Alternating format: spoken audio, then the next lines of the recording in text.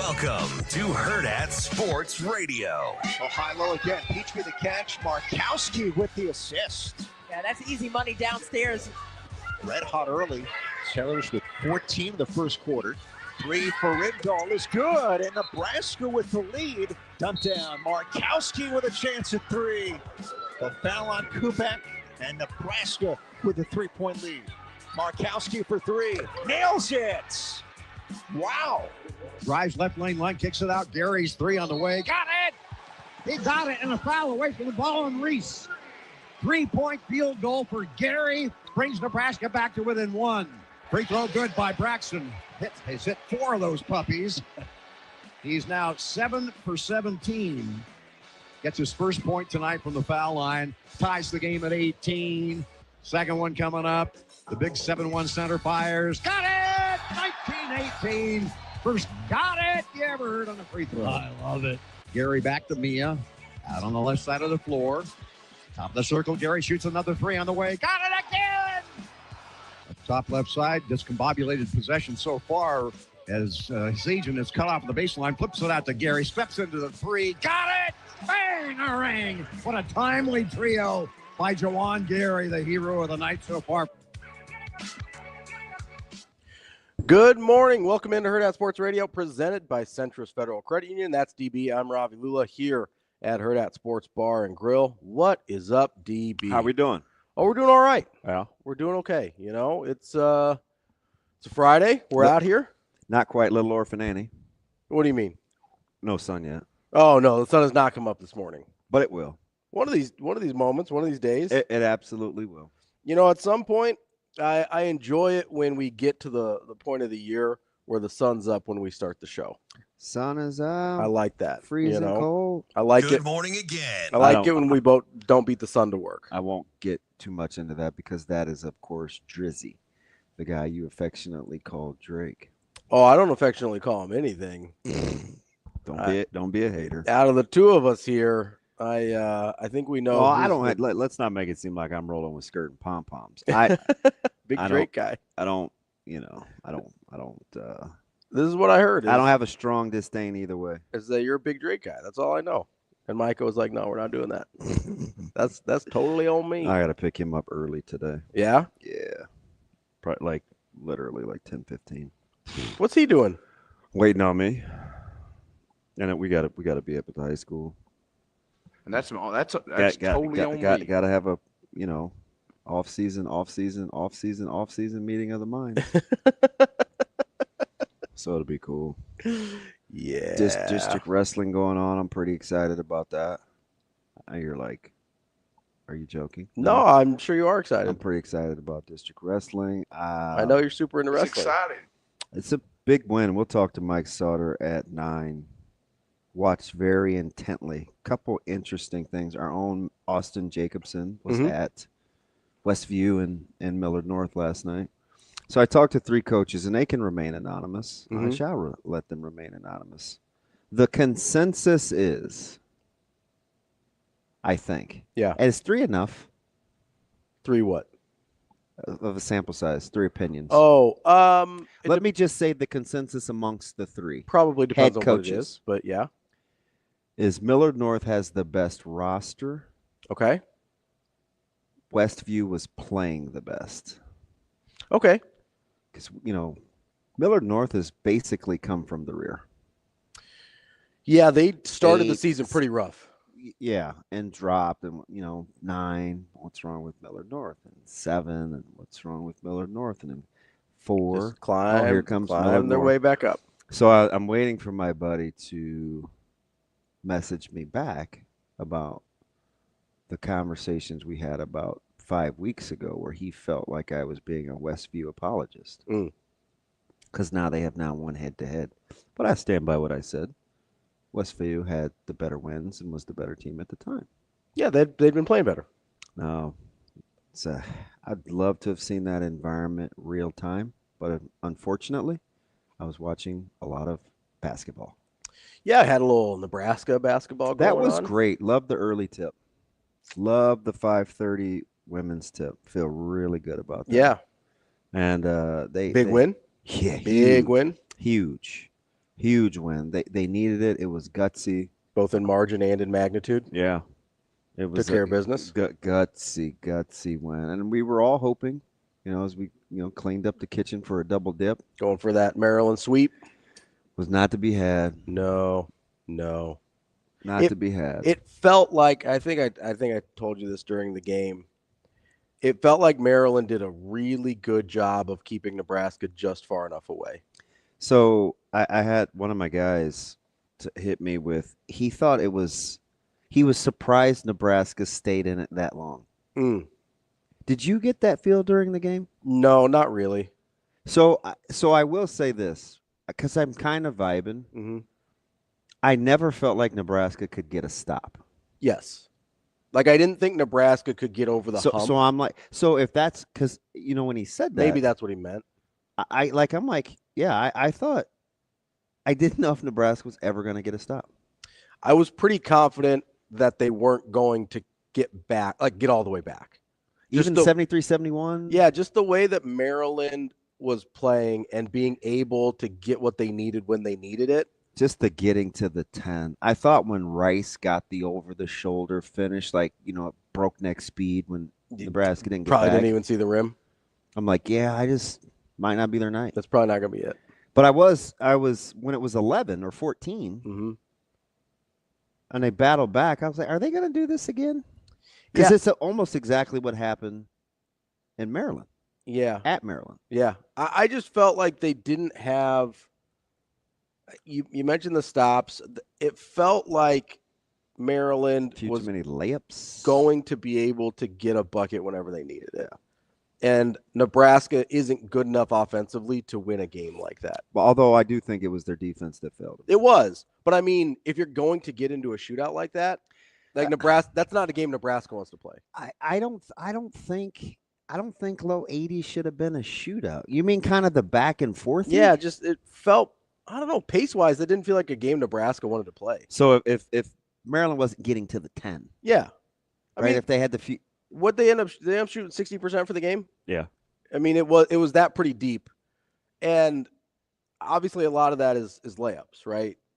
And you're making everybody was talking about Reese. I'm like, that's the wrong R word. You need to be talking about Rice.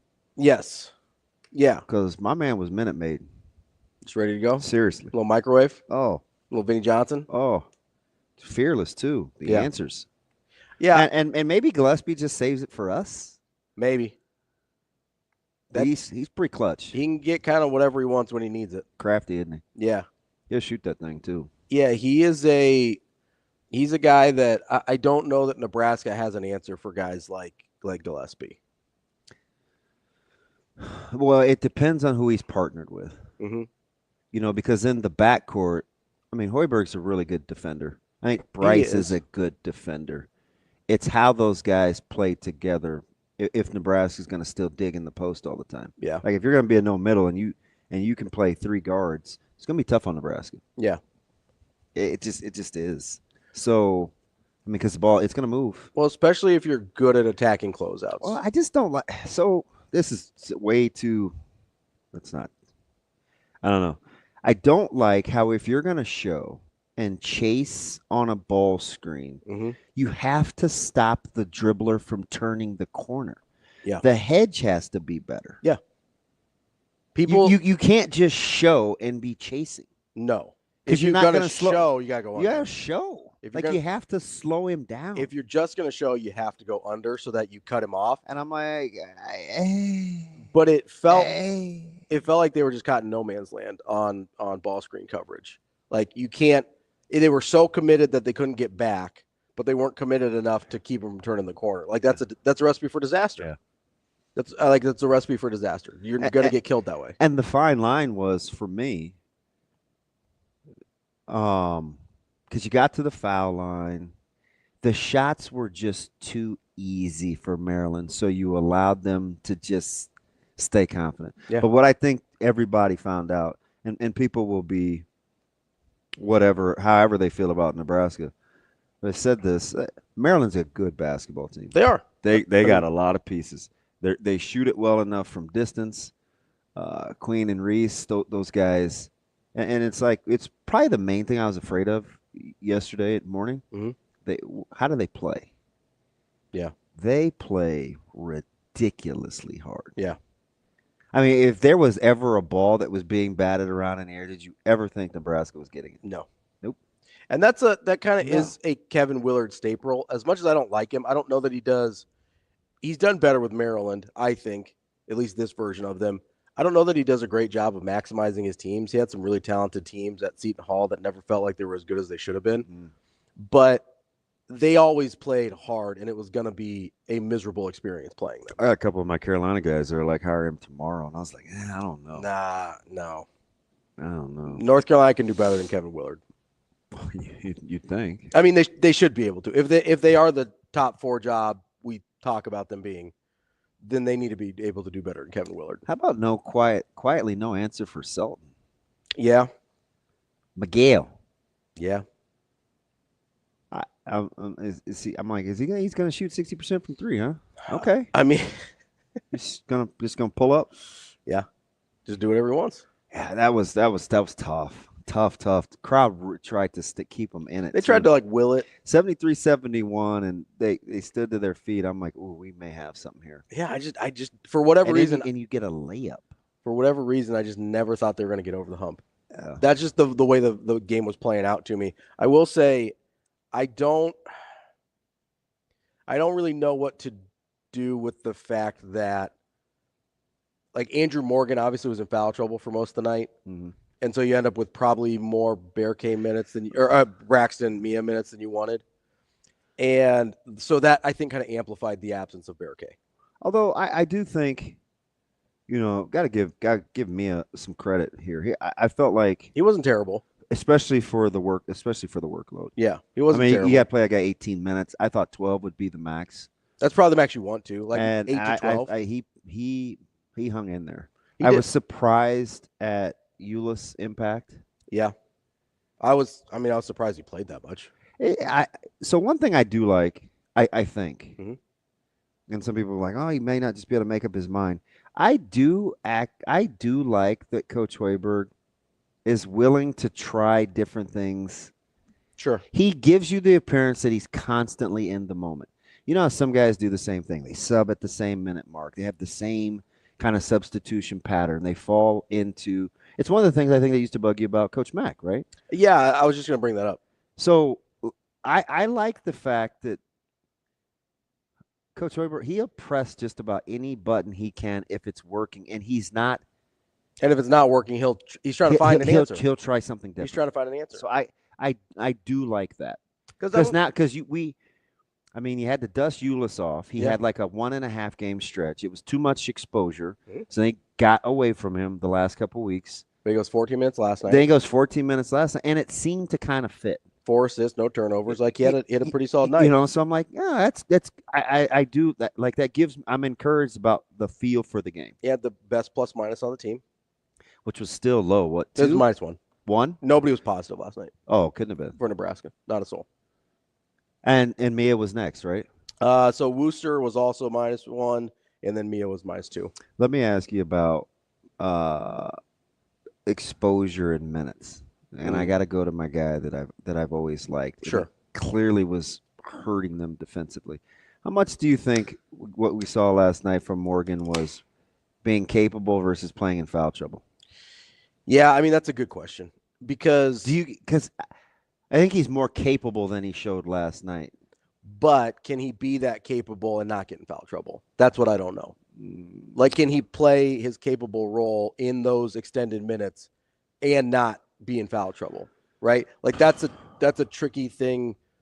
That's Ryan Cockburn, a superpower, right? Is he doesn't foul. He just defends without fouling. It's really hard, especially as a big, because you're constantly put in meet me at the rim situations or cutting a guy off situations, or you're trying to hard hedge on a ball screen. You're playing 4 guys 30 minutes. Yeah. Yeah, they don't. And I think they would have liked to have played Andrew Morgan 30 minutes as opposed to playing Mia 18. Right? What are the other options? Oh, it may be getting in the weeds here, but some guys. It's interesting. There's a couple players in particular. I would always talk to Alvin about this. This was watching guys grow up. Mm-hmm. And we'd be talking about a few players in particular, and it's like, man, if you just knew when that threshold was going to hit, their like minutes exposure threshold, we'd get them out of the game. Yeah. But for a while, it looks really, really good. Mm-hmm. And it's hard to pull them. And every coach has those guys. Yeah, it's hard to pull them when it still looks good, right? But you have to know. But you know it's coming. You have to know. You know. And you got to get it too early as opposed to too late. So it's like, in hoops, it seems to be a thing. Oh, for sure. It's a thing. It's a thing in other sports too. I mean, no, like you've seen those relievers, right?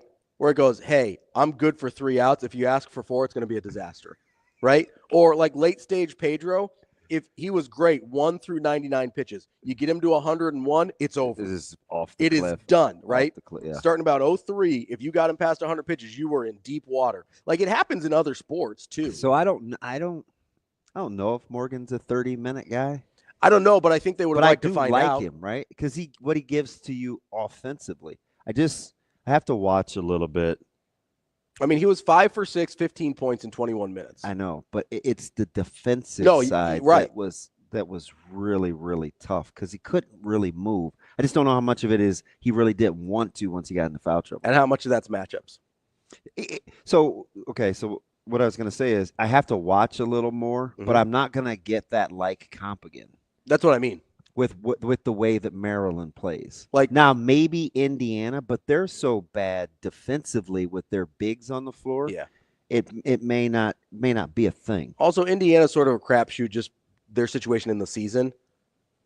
Like Derek Queen. I'm just trying to figure out who Oh, you're not going to see Queen again, right? Like you're not going to get a for comp. The turnaround that he hit on the right side of the floor. How about in the middle of the floor? He gets the rebound. He's going to half court, goes around the back. Yeah. As he's leading the fast break. That's kind of what makes him different. Yeah, that's at least not different. Like we've seen some good ball handling bigs. That's what makes him good. Yes. Yeah. Different than most college bigs. Because for a guy that's that skilled and can handle the peel, he will still get messy in the paint. Yep. Which you don't get a lot. You don't usually get the super skilled big guys. You kind of get one or the other. Yeah, you usually get you got your Anderson Verghese over here who's going to do your grimy stuff. Yeah. And then you've got your Kristaps Porzingis who's not quite as willing to get his nose in there. Queen is messy. And so he goes for 24 and 11. And he was key. 9 of 11 from the field. And, it was key moments. So I don't know. I don't know if Andrew Morgan looked that exposed because it was Queen or because he got to a minute. Reese is tough on him, too. Yes. But the dude's active. You know what I mean? It's really hard to tell for this particular matchup. Yeah, he's talking about inability to get stops, too. If Morgan's like, hey, can probably only play you 22 minutes, or, hey, anybody we played against Queen was going to get cooked. 7 of 15. From behind the arc, and you were 31 of 53 from the floor. So you know what I like about the second half stats for Maryland? You know how many shots they didn't shoot? Well, 53 is not a big number anyway for field goal attempts. No, it's not. But you know how many 3-pointers they shot in the second half? Just attempts. 6. 4. And they made 3, right? No, they only made 1 in the second half. Okay. They went 1 for 4 in the second half after going 6 for 11 in the first half. Oh, that's right. They cooked. They cooked early. Yeah. But you know why I like that? You know, I was kind of getting confused. What's that? With Maryland women. Yeah. Goodness. Yeah. I was like, are they ever going to miss in the first set? Dude, they had a 30-point quarter. Yeah. That's hard to do. Unbelievable. For as few points as they scored. Yeah. I mean, anytime you're on pace for $120. Right? And they only ended up with 41 points the other 3 quarters, right? So, but no, the reason I like that is the thing we talked about earlier. They were getting to the rack. Yeah, it was demoralizing. Pretty much at will. So if you're this is the thing, this was one of my complaints about Creighton the other day. It seemed like they got to the rack at will early, and then they're like, no, we're going to shoot a bunch of threes. Or, no, we're going to stop getting the ball to Kalkbrenner. Yeah. And I was giving you pushback on that because I was like, shoot, well, what you got to worry about is it's happening to them the other way. guys are getting into the paint for UConn, and that's not what they do. Yeah. I mean, you didn't even have to worry about Diarra. No, but here's the thing. And you're letting Neely get his feet in the paint? I'm like, you can't do that. First of all, you're correct. They also, like, early, it felt like Jason Green was doing a really good job defensively. I don't know if it was, talk about a minutes exposure. He might be a guy you look at for that. Like, he played a lot more minutes in that game than he typically does, even though he starts. He's a lot of the times in the teens. Yeah, he touched 30, right? Yeah, he was above 30. And a lot of times, despite being a starter, he's still in the teens. And so you wonder, okay, is that a matchup, or was McNeely just on one, or is that a thing where you go, hey, maybe Jason Green's not ready for 30 minutes a game yet? But my point was, with Creighton against UConn, they didn't have a choice to go back to big for UConn. So if you're in that situation, hey, this is going to be a better offensive lineup for them. We have to make them pay for it. What's the best way we can make them pay for it? Well, they don't have anybody that can guard our best player. That's a pretty good matchup. Like, that's a pretty good way to make them pay. With Maryland, I thought they did a really good job of being like, hey, no one on Nebraska can stay in front of us tonight. So you guys were lamenting, and I like watching games with hoops heads, but you guys were kind of lamenting. You went through this stretch where there's this conversation between wanting Bryce to have a little more Gary in him. Sure, yeah. Okay, yeah. So it's too much, especially during the course of the game. One thing I think we got to be careful of with that, because I hear that a lot, is at what cost? Because if you get Bryce with that kind of mindset, and I'm with you about being in attack mode and kind of getting in some more shots, but what he has to do within the flow of that offense, are you sure? I think so. It sounds good. I think so. Right? It's like, because I want my best offensive player taking the most shots. Right, yeah. That's kind of the linear. So what do I lose? Let's say I get what I want. What do I lose? I think you lose the ability to soften the middle. I think you lose body blows. You don't think that? I think you get real mid-rangey and perimetery in a hurry. Because he's not an elite level enough ball handler to get to the rack all the time. But he could. Now, believe me, if Gary could, Gary can. Bryce can. Gary's more willing to make it look however I need to get where I'm going. He's more willing for it to be ugly. Some players just aren't like that. But what if that's a real thing? No, it is. That's a real thing. Sometimes, but what if coaches know what I'm talking about, right? Where it's if it doesn't come aesthetically pleasing enough, they won't do it. You want to know the best example of this ever? Wilt Chamberlain spent one season shooting underhand free throws. It was his best free throw shooting season ever. He didn't like how it looked, so we went back to shooting 48% for his career. That's it. Like, he shot 70% shooting underhand. You know what I'm talking about? He didn't like how it ball looked. handlers? 100%. If it doesn't look right, they won't do it. But part of the mindset thing I want from Gary to be in Bryce is to care less about the aesthetics. Because if I get that, that's not as easy as you say. No, but I'm talking about a person. It's across all. That right there is not that easy. No, I understand that, but I'm also talking about if you could get a coach to have a player say, "Hey, I don't care what it looks like." Yeah, and most players care what it looks like. I'm telling you, it's something.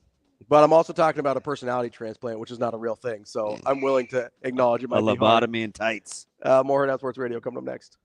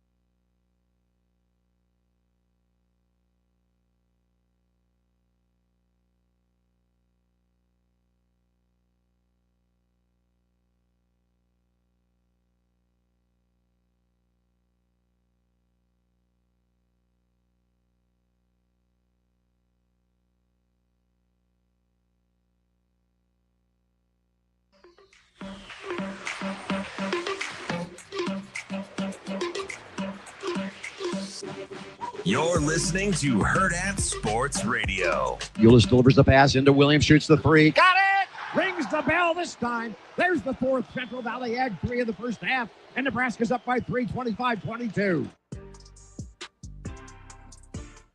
Welcome back, Hurrdat Sports Radio. That's DBM Ravi Lulla here on the Pillar Exterior stage, brought to you by our friends at the NDOT. Make sure you got those eyes focused and straight ahead. You've got one job as a driver, that is to drive. This message from the NDOT Highway Safety Office. DB. I kind of like what TG said. What TG said? Good analogy. It's a really good analogy.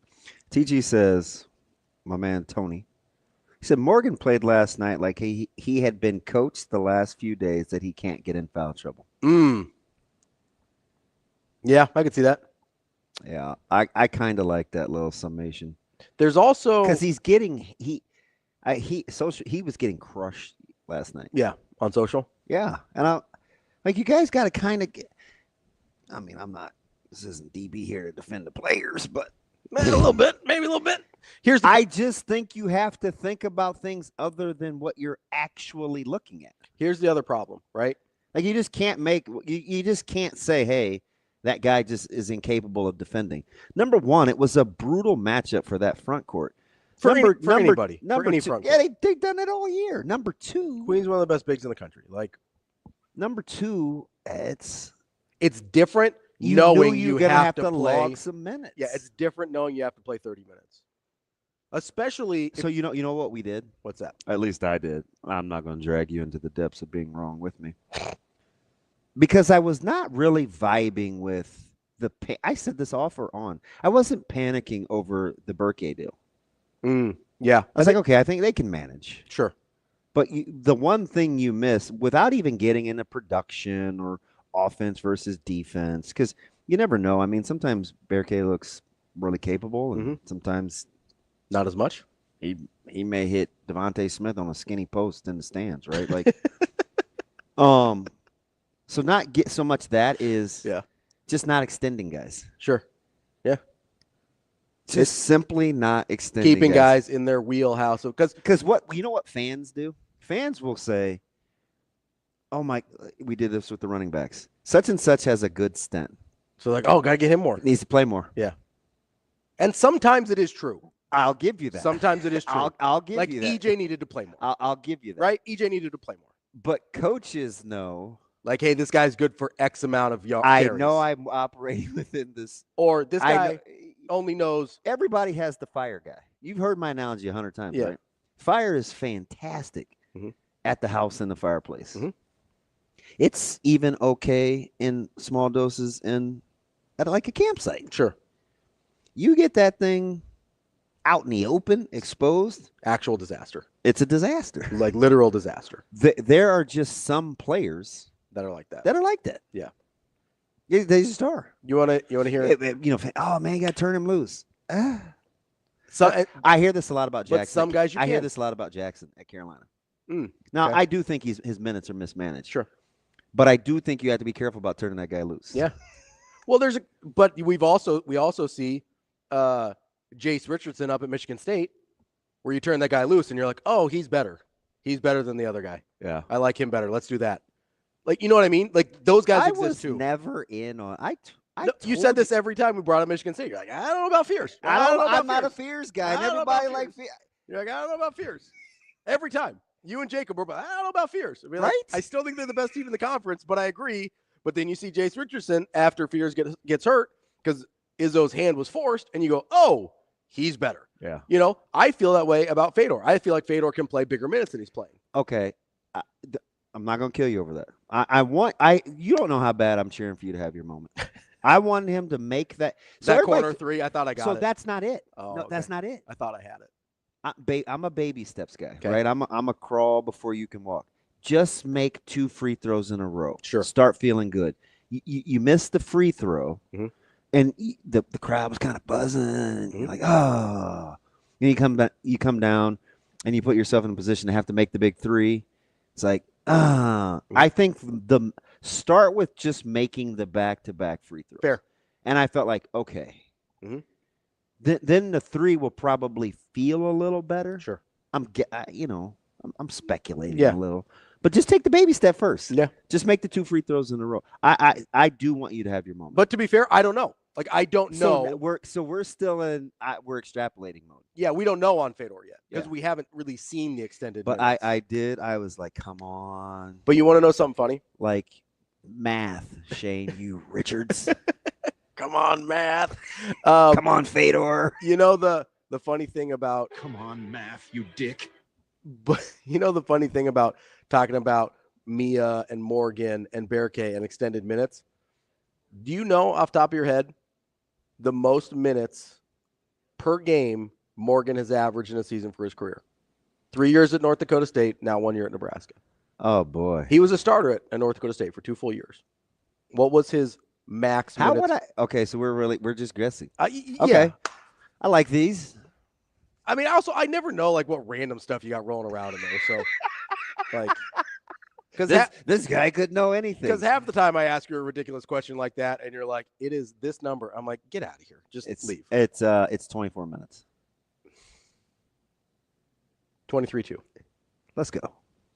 So my point is, this is not overexposure. This is not just a Nebraska good issue. Pull. Thank you for doing that, because I kind of thought that while everybody's burying him, I'm like, you guys, like let's pull back for a second. He started 59 out of 64 games his last 2 years at North Dakota State. He averaged 21.7 and 23.2 minutes per game. Some guys can just get exposed. That is a limited run guy, yeah. Right? If you're not playing major minutes at North Dakota State and then you go to the Big Ten, it's not reasonable to expect you to then play more minutes than you ever played at North Dakota State. Not to go all Tom Brady, because this isn't like super positive. I'm just being honest. Okay. So Sorry about that. This is a true story. Yeah. So back at the bowl game, against Virginia Tech. Okay. I carried the ball like 4 or 5 times in a row, which isn't a ton. Mm-hmm. But, it was competing for the job, and we were all 3 coming off injury. So he said, hey, the guy that practices the best is going to be the guy that starts. Sure. So I'm like, okay.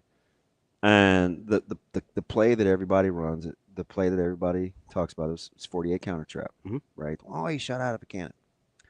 God is my witness. He knows. I was physically not feeling very good. Mm-hmm. I was a little tired. It was like, They call timeout, come back. We get ready to run the play. I prayed. I'm like, Lord, I feel like poop. This is not revisionist No, history. I believe you. I feel like poop. Like, I just don't have it. Like, I just give this thing to you, man. We'll be done. And then you saw the run. Mm-hmm. The thing about that is, I was on the verge of being overexposed. Sure. You were like right on that. I was on the cusp of being overexposed. So let me ask you this. It's not like I feel good saying that. No, I'm just keeping it 100, right? Like, I was on the cusp of being overexposed. So let me ask you this, right? Because it's a razor's edge, right? Yeah. So if that hadn't gone for the tutty, and you got stopped, let's say, how long was the run? I can't remember. I don't know. I had like 48 in my head for some reason, but it's probably that's just because I 48 said counter. Yeah. Well, okay, so let's say it's a 50-yard run. I don't know off the top of my head. Wasn't that long. But let's say you go for 30 on the first one. Might have been in a little trouble if they ask you to run again, right? Oh, yeah, probably. Like 6 in a row is one thing. 7 in a row might be over the edge, right? Like it's a razor's edge. I had to get that, because that's always what I think of. Yeah. And I know, like, I had this great talk with DeMario Williams once. Mm-hmm. And he had just got moved to end, and some of his a few older peers were not enamored that he was kind of one-dimensional. Sure. Oh, he just gets to rush the passer. Yeah.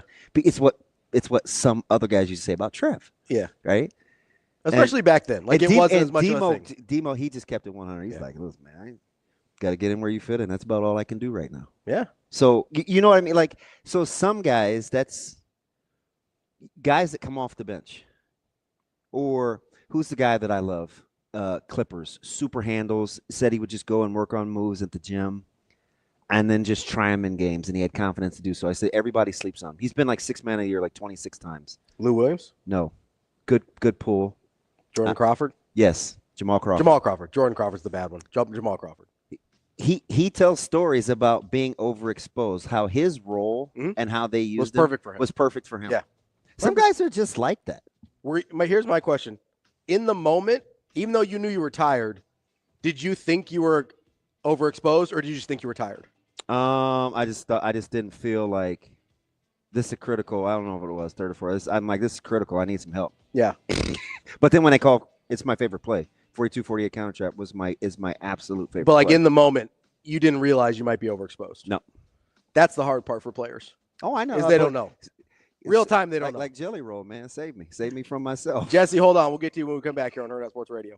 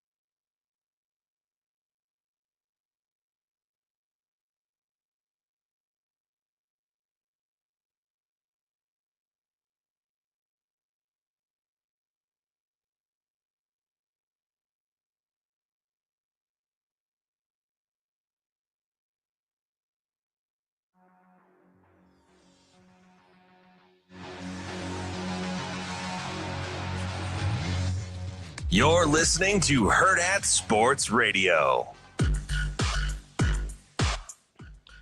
Wrapping up hour number 1 here on Hurrdat Sports Radio. That's DB. I'm Ravi Lulla. We're live at Hurrdat Sports Bar and Grill. Don't forget to get to supernovas.com to get your tickets for Sunday's match. They are back in town at the CHI Health Center. Make sure you get, maybe it's a little late Valentine's Day present. Make sure you get out there, get those tickets to your Omaha Supernovas with their 3 PVF All-Stars. Get to supernovas.com today. Before we get into anything else, I want to make sure we get to Jesse here. Jesse? He's been waiting patiently, so we appreciate. I assume it's a he, could be a her, I don't know. Jesse, what do you got for us today? Ravi, I'm not a her. Well, Jesse's could go either way for names. I didn't want to assume. Damon. I know. I know, Jesse. What's up, Jesse? Not much. Hey, so I know you guys got to get into some other stuff, but I might take it off the rails here for a minute. Let's do it. No, let's do our thing. I'm still upset about last night. First of all, I was going to ask a question, but before I do, I'm just going to make a statement. There shouldn't be a universe that exists where myself, a 5'9", 230-pound, 46-year-old man, feels like they've got a shot at a rebound coming off the rim against Ryan Coxler. But that universe exists because I feel like I've got a shot just watching him play, and I don't understand why that universe exists, but it does, and it frustrates the hell out of me. So, having said that, what is it, Ravi is a Creighton fan, follows this team, what is it about this team that prevents them from, once they have their foot on the throat of a decent team, I'm not talking about a mid-major or anything like that, you've got your throat on the foot of a good team. Historically, no, I'm not taking anything away from Mac. I know the answer to this question. Under Mac, what is it in this team's DNA that prevents them from pushing the foot all the way down? Because over and over and over again, we're up by 14. 14's not a lot in football. 14's a lot in basketball. You're up by 14 in front of your home crowd who's juiced up, and you lose. And I don't care how sick everybody is. I'm just putting that out there, and I don't care. You're up 14 at home. Why can't they finish good teams? Do you know what I think it is? And this, I'm not Ravi, but No, go ahead. Sometimes I pretend to know about sports. And this is specific to Creighton. Jesse, I don't think, even when they're rolling, they don't get enough easy shots. Their momentum typically as a program. For this particular team or as a program in general? As a program in general, has come from dialing from distance. So to stay on the gas when that's how you play, they need to get a few more easy shots. Like if you watch these teams that like Avalanche folks, it's all of a sudden they just get such easy points in the paint, or they can get downhill, or they easy get different than open. Yeah, easy's different than open. Okay. I just think it's hard to make, for as well as Creighton could shoot it sometimes for 15 years, they're still threes, right? I just think the offense doesn't get enough momentum, easy baskets. The closest I think they could come was when, who's the super, when Mo Watson could just break you down, and they could go on these crazy runs because you were so compromised. Because he could get in the paint anytime he wanted to. Somebody would get easy shots, or he could get downhill. It was crazy how good that team could play offensively sometimes because people couldn't stay in front of him. But it wasn't because they could make jump shots. It's because he'd get to where he wanted to on the floor. I think there's something to that. Okay. I mean, just right? Does that make sense? I get you. How long can you make that many threes? And that's, I agree in the sense that, and it's been a couple of years, honestly. Well, I mean, I guess you had Shireman and Trey. But you can tell going into a season when you've got a roster of guys, and I'm looking up and down the roster, and I'm going, I don't know how many of these guys can get to the basket by themselves. And so I saw that going into this year with that team. So that totally makes sense, except for you do have a 7'1" guy. So that's the thing is that's the counter for the easy baskets. No, but I got one. What's that? This is not a team that's built on post entries. It's a team that getting his touches is built on lobs. Those don't always come naturally. No, but plus he's up until this year he's a 12 shot attempt guy. Like you don't play through him, right? Yeah. Like that's not Rockets, he doesn't get enough touches because of you shoot the ball so well. So let me ask you one more question. Sorry, I know Ravi hasn't talked yet. No, does that put a ceiling on this style of play? If you don't have some dynamic individual guys, yes. Like you can play this kind of like DB was talking about. You can play this style because stylistically, like that Mo Watson team is a good example. They still wanted to do a lot of the same things that all these other versions of Creighton have done, but they had that extra added little bit, right? It's the thing that drove me crazy about Ryan Nembhard. He tried to do it all the time, and he wasn't quite there. He wasn't quite that guy in terms of his time at Creighton, at least, where he could do some of the things that Mo Watson could do.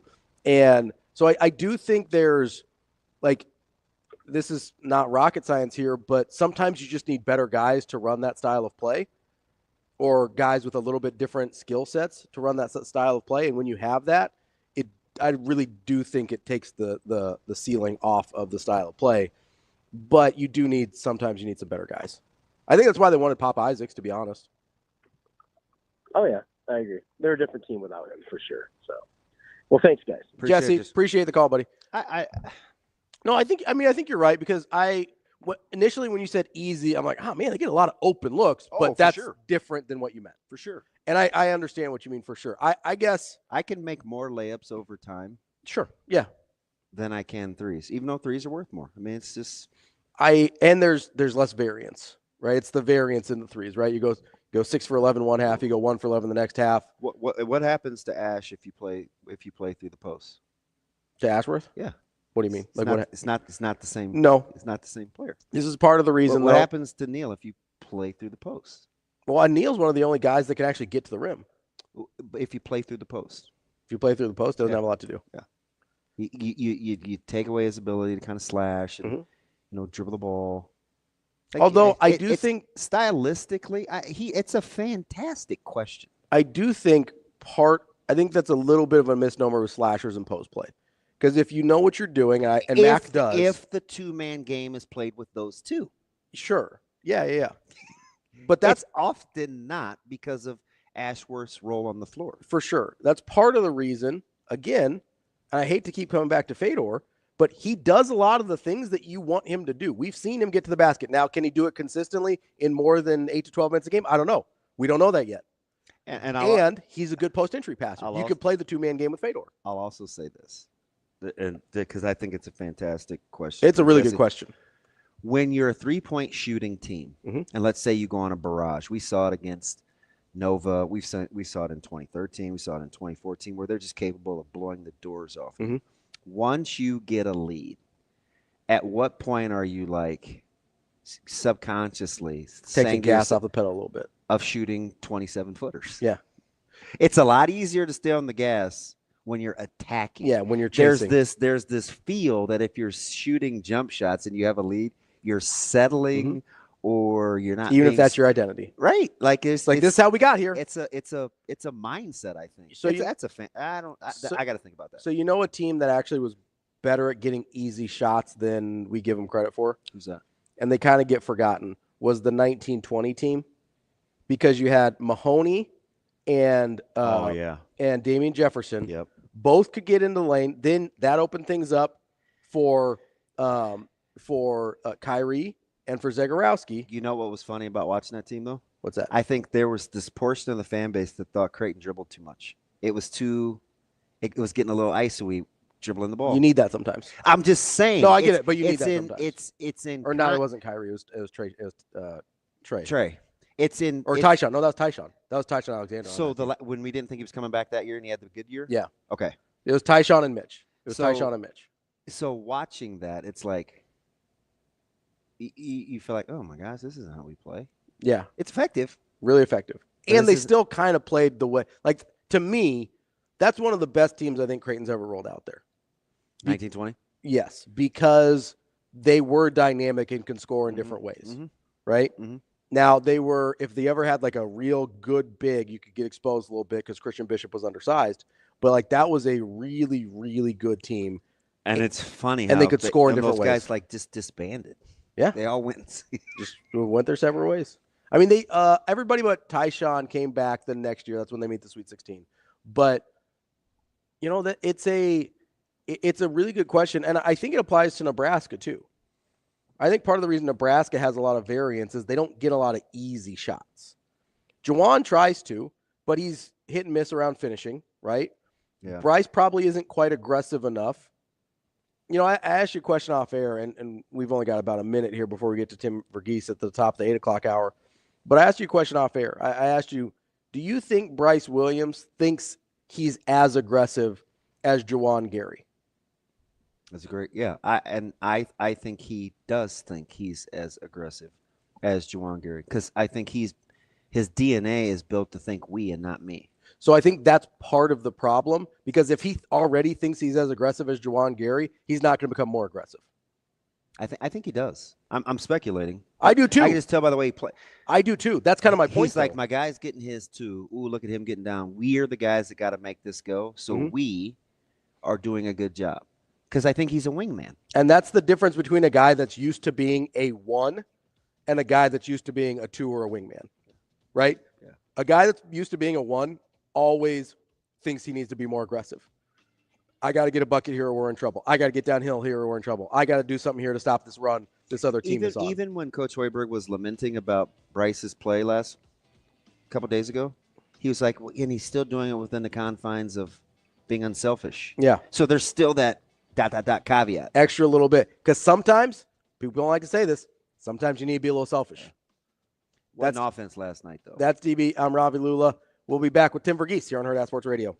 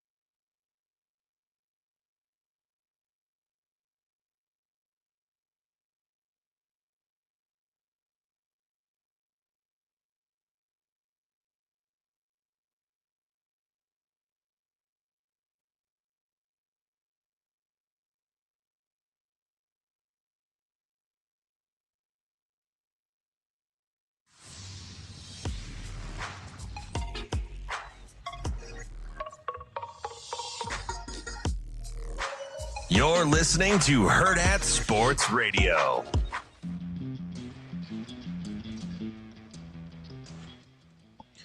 Kicking off hour number 2 here on Hurrdat Sports Radio. That's DB. I'm Ravi Lulla, presented by Centris Federal Credit Union.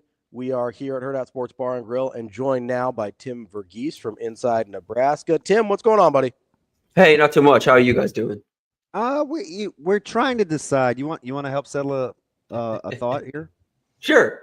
Is 14 points a lot in a basketball game if you have a lead? In the first half, is 14 points a lot? I don't think so. Not anymore. Yeah, I don't think so either. Yeah. I don't. I mean, 14 is the new 8. Yeah. Like, if it's 14 with 5 minutes left, that's different than 14 4 minutes before half. Right. Like, that's a whole different deal. You're like, where are you guys going with that? TV, we're just solving all the world's basketball problems one analytic statistic at a time. So, that's all. Tim, you're a certified ball knower, so I'm going to ask you this question we've kind of been working on all week, right?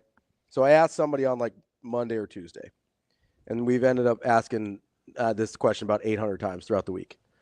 If you can, in light of the Super Bowl and kind of what we saw there, if you can consistently get pressure with 4, is there anything else in football you would take over that? I don't think so. The only other thing I can think of, just in terms of dominating a game and managing time of possession and winning, is just consistently getting 5+ yards on the ground. Like, if I know I'm getting at least 5+ yards on the ground, that's the only other thing. But no, I think if you can get home with 4, I mean, it is truly a blessing. Like, and we've seen it in recent years. Like, truly, just like, hey, if you can consistently get home with 4, like the Eagles did, like, you know, the 2 years where where we're talking about, you know, the Georgia dynasty and what Kirby was building, it was because of what they had up front. And so, and a lot of those same guys obviously played in the Super Bowl. Yeah. But yeah, if you can get home with 4, I like, because the only other thing I can think of is like a true lockdown corner or 2 true lockdown corners. But even then, we've seen that not work. You know, we've seen that.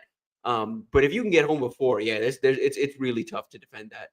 Tim, when you're kind of taking a look at what Nebraska's been able to do in the portal, and I think, I don't want to put words in your mouth, but I think you are on the same page with the impact of high school newcomers. Like, I don't really see it.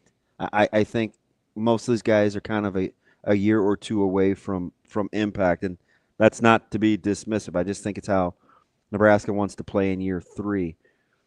And you pit it against what other schools have done in the portal, because obviously Nebraska has the good portal ranking, and I think they're in everybody's top, 5, 6, 7 in terms of portal additions. Are we talking about like the Big 4? Are we talking about Nawari? Are we talking about Pritchett? Are we talking about I'm forgetting Keys, Rocco, and Keys? Like, I mean, is that kind of the core? Maybe Desan McCullough. Some people add him, and I get it, but I'm not sure he would make my top 4. He's maybe 5. And I won't split hairs over that. Like, you could convince me otherwise. But however you put the 4, we're talking about just a base core group, right? Right. I mean, I would have McCullough over Enwinari for now, just because of production to this point and what we've seen. I'm with you. You. But I get what you mean, because, like, again, hypothetically, if Enwinari is locked in and plays up to the player he is, we're talking about him a lot more at I think the season that we are. The rankings of the portal are based on his rankings too. So I have to put that in there. Right, for sure. And that's the thing. It's just, I think midway through the season, if Enwinari plays up to what his potential is, we're talking about him a lot more than we are talking about Dejan McCullough, even though Dejan McCullough is going to be an important piece for this defense. I just think that's the type of talent that Williams Enwinari is. But yeah, I think it's those 4. Again, I think if you're looking at, someone off of that list, to potentially make that jump, I think Andrew Marshall is one to keep an eye on in the DB room. I think he's a guy that can play. Jameer Khan, potentially, whoever comes out of that DB room, whether it's him or Justin Rhett. And then the other one is just like who that second receiver is. Is it Isaiah Hunter? Is it Hardley Gilmore? Is it someone else already on the roster? Probably going to be Ja'Cory Barney, in my opinion. I think those are going to be your top two receivers with the collection of others contributing. But I agree with that top four. Yeah, and I had the question this week in the mailbag of like, hey, which freshmen do you think make rules like 57? We talked about that 57 number. There's like 5 or 6 guys that even have a chance of actually realistically can make that. I don't think it's going to be that many freshmen in that 2-3 deep this year. Cortez Mills, is he in that 5? I think so. I think Cortez Mills, I think one, if not both, of Dawson Merritt and Christian Jones, and then Isaiah Mosey, one of the 2 running backs, if not both. And then you could make the argument for one of the 3, if not 2 of the 3 defensive linemen coming in. But they're all 3 are summer guys, which is tough. This is zero disrespect to the ceiling. Merritt has a long way to go. And I say that because not only stylistically, but he's coming off putting his shoulder back together. Right. I mean, so we're talking about just to go through the rigor of conditioning and lifting and pulling with upper body strength. I don't know, man. Like his frame. I don't know. And it's not personal because I do like the upside, but I would say the same thing, and I'm around him all the time. I would say the same thing about CJ, right? Where, okay, if we're going to play inside, guards uncovered, shooting your shot, like it's going to take some time, even though I think his competitive stamina is at a super high level. Right. That's why I think, like, for that reason, I think, and the injury, the lack of injury helps here. But I think Christian Jones has the better shot of making that top 57. But yeah, I mean, like again, adding Marquise Watson, Trent, and where that room is now, there's no pressure on either of those guys either. And I do forget, with Merritt too, it is coming off that injury, and I'm actually very interested to see how big he looks this spring. Like how much weight, if any, that he's put on, and where he's kind of standing before the season, because that's another big thing for me with him is just getting that weight up. Tim, as we kind of look at transfer class versus incoming freshman class, is there, I don't know if concern is the right word, but has there been any thoughts on your, as you kind of look through this roster, about guys that you thought maybe from last year, 2024's freshman class, that would have gotten playing time this year that maybe are going to have to wait in line a little bit longer in light of the transfers?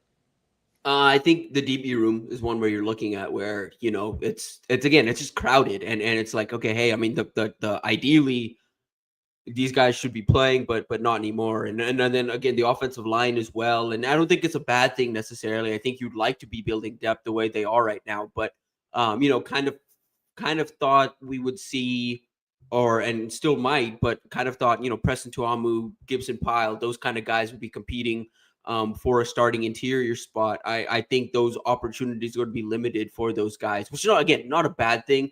And I think, Donovan Raiola has those guys locked in to the point that, they're okay sitting for another year or rotating in for another year. But I think those 2 positions in particular are the ones that come to mind for me. TV, I was saying, yes, just kind of thinking out loud this week, trying to press panic. I'm really not. Just food for thought on kind of how this works, because the NFL had to go through this period where they took some shots, and I think people that were watching the sport weren't in love with the physicality and tackling for a period of time in the NFL. And the players and coaches said, we've got to go through this transition period with the collective bargaining agreement, how frequently we can put on full pads, how mandatory camps work. We have to learn to manage this new era. I say all that to say, with colleges getting down to 105 and playing 13, some will play 14, 15, 16 games. How much data do you think we'll need to collect, or how much time do you think it will take to collect on whether that's a decent number for the style of play and the longevity of how long a season can take with 105 guys? Because my impression is that number will go somewhere to like 120 especially with like the new Title IX, kind of what's come out of Washington and things like that, where I don't know if 105 is enough if you want to be one of the 12 teams playing 15, 16, 17 games. Right. I think 120, and that's just in general. I think that they should have done like something of like not a grandfather in, but like, kind of like a wind down period where you do cut it initially to 120 and then get down to 105. Like, I think we're going to do it essentially in reverse, where if you're talking about a timeline, I mean, probably similar to the portal that they give it 3-4 years, or like the college football playoff as well, where they give it a couple of years to kind of evaluate and see. I think that's what we're in for. I think we're going to get at least 2 years of this 105 limit, and then I just don't want to see the rash of injuries and have coaches say, hey, the wear and tear, or because I think there's this, and I don't know what the answer is. I do think coaches that can figure out how to ramp up rigor without tearing down bodies is going to be pretty important. Somewhere along the line, the whole working smarter versus harder thing, because I mean, 16 receivers running routes with comp squad versus getting ready, those numbers go in a hurry, man. You go 3-4 wide receiver set, like it. Do the math in your head. It's hard. Oh yeah. I mean, and you look at the group they have right now, and what's kind of coming down the pipeline too. Like, and that's what's weird too. You look across team to team too. There's so many different strategies right now on how to best prepare these teams long term. I mean, every team has a somewhat different strategy for sleep and how they address that depending on the travel week. It's different in the ACC compared to the Big Ten, compared to the SEC, where there's a little different travel. There's different team to team as well. And for some rosters, like there's some that are like, hey, 105 is like a luxury for us. Like we're building up to, we have 105 spots. But for a team like Nebraska, it's like, oh, this really hurts our depth. This really like cuts into our depth. And so that's how a lot of Power 4 teams are. So there's both sides of it, where I think it's just there's going to be a lot of tweaking. There's going to be a lot of different strategies that come out. Ultimately, we talk about process over results. Some of the right process may end up leading to bad results and vice versa. So I'm curious to see how each team approaches this limit moving forward, especially these rosters where, okay, like with Nebraska right now, you're fine with the wide receiver numbers where they're at because your top end, hypothetically, at least on paper, is very, very good. But those teams that aren't, those teams where, hey, our receivers are a collective, man, you need to be deep. Like you have to be deep when you've got a collective of receivers and you don't have a clear top three that is really good. Same thing at running back. So some of those teams at the lower end that are dealing with those depth things. Backs is another good one.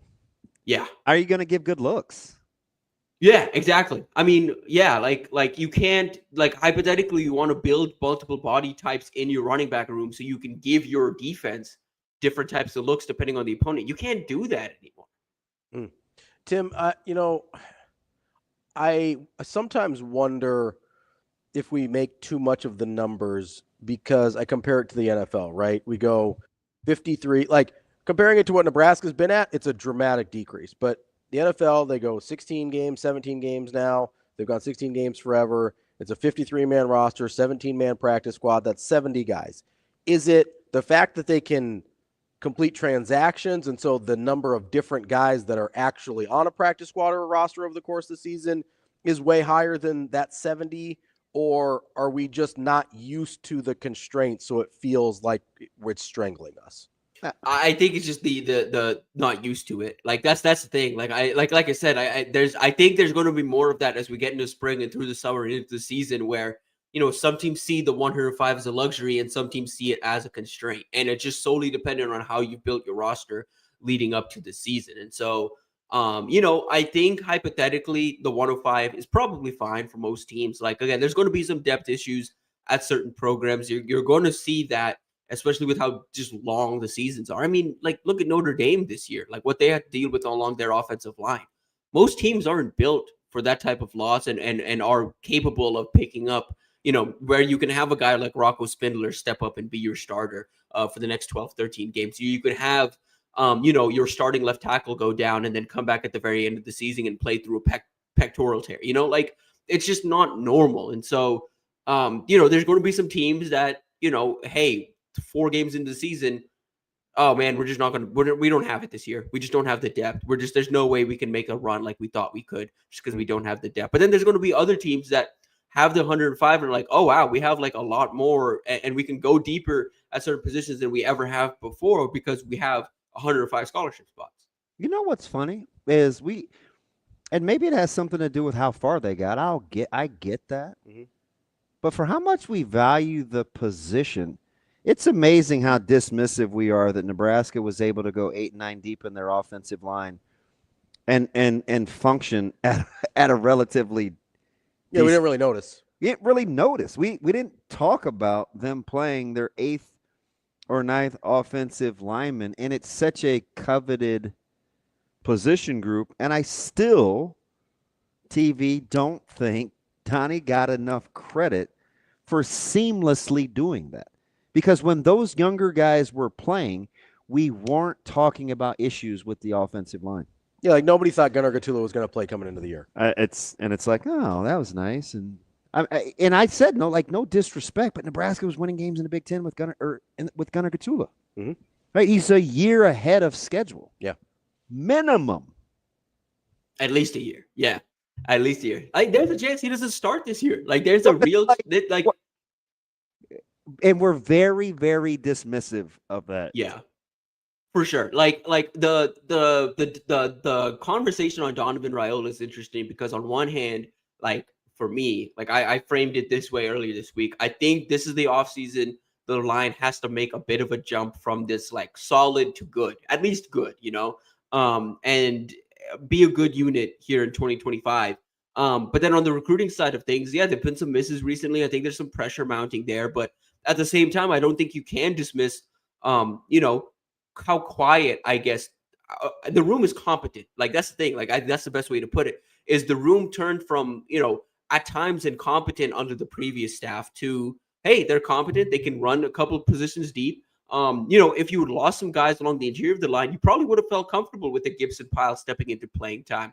Probably would have felt comfortable with the Sam Sledge stepping into playing time. And this year, you feel even more comfortable. Yusuke Hana-Torres, Preston Tuamu, like you have guys and you have depth. Grant Briggs along the interior too. Like you have depth along the interior. Your tackle spots are for sure worrisome, just in the sense that you don't have the depth that you would ideally like, but you have bodies and you have capable bodies where, hey, this could be a good unit. It's just the pressure's kind of on Donnie to kind of get this group to take that next step, but overall, yeah, like you're saying, I don't think at the same time he's gotten enough credit for making that room competent.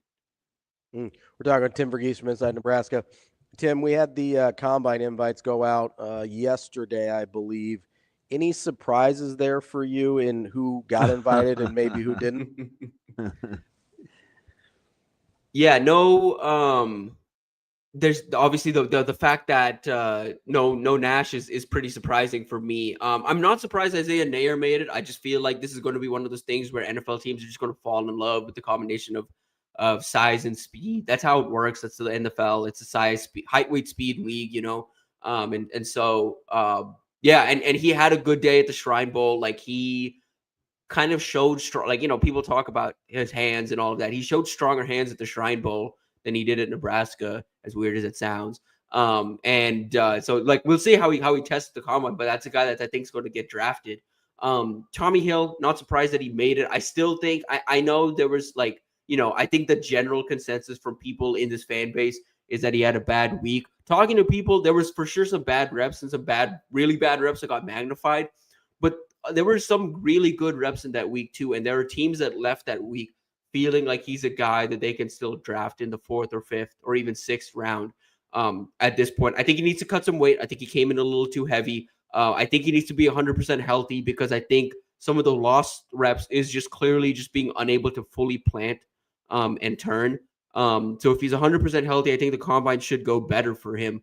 But yeah, like I think national making it's tough. Like it really sucks. But at the flip side, what's overall I think going to be a good thing for Nebraska, I think you're going to see more interest in Nebraska's pro day than we have in a couple of years. Yeah. So TV, like I outwardly petty, but quietly I am very much a receipt keeper. So the DMs that I have like blown up, you're laughing because you already know where I'm going with this.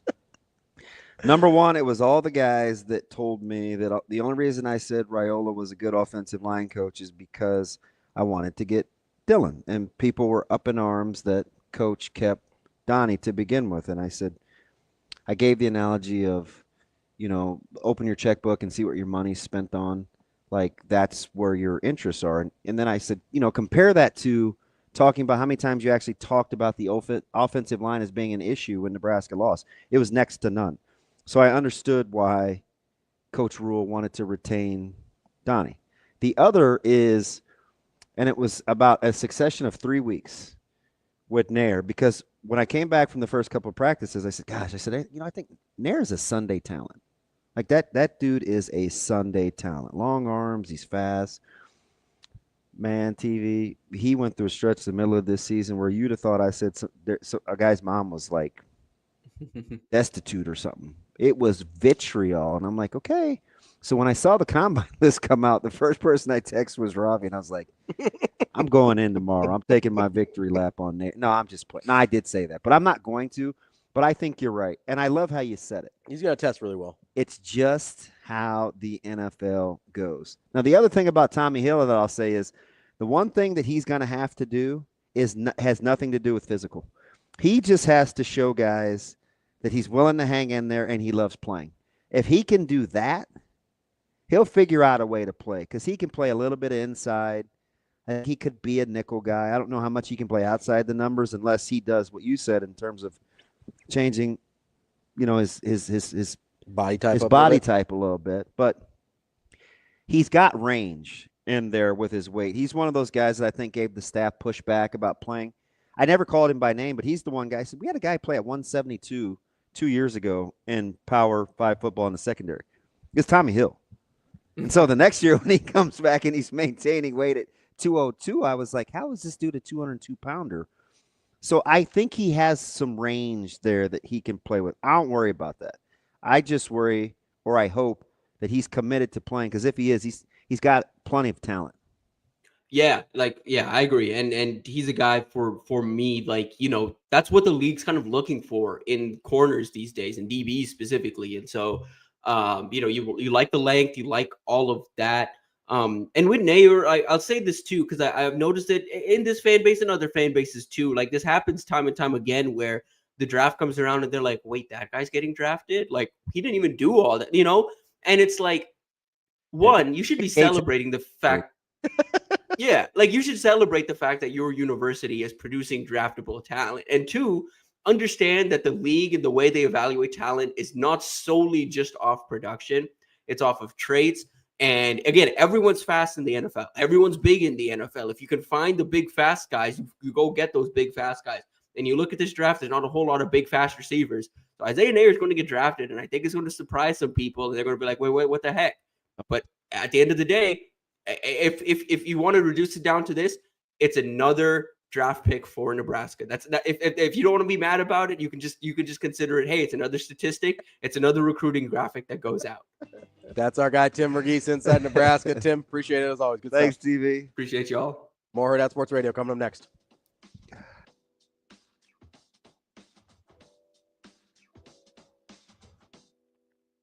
We will be back.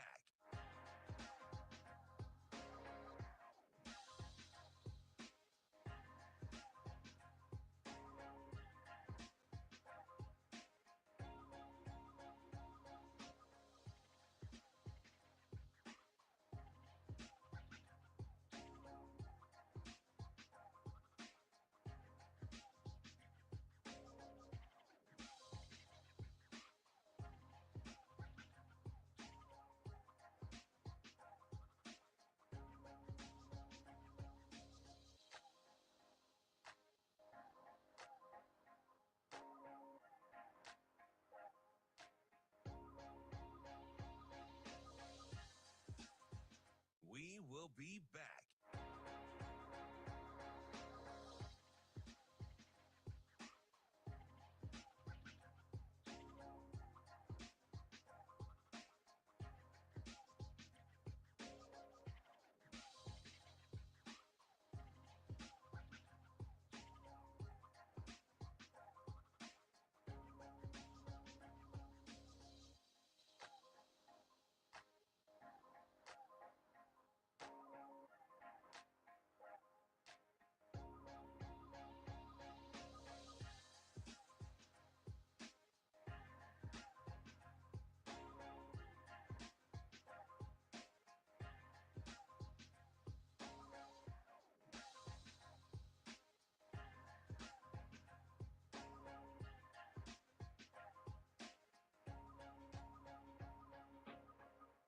We will be back.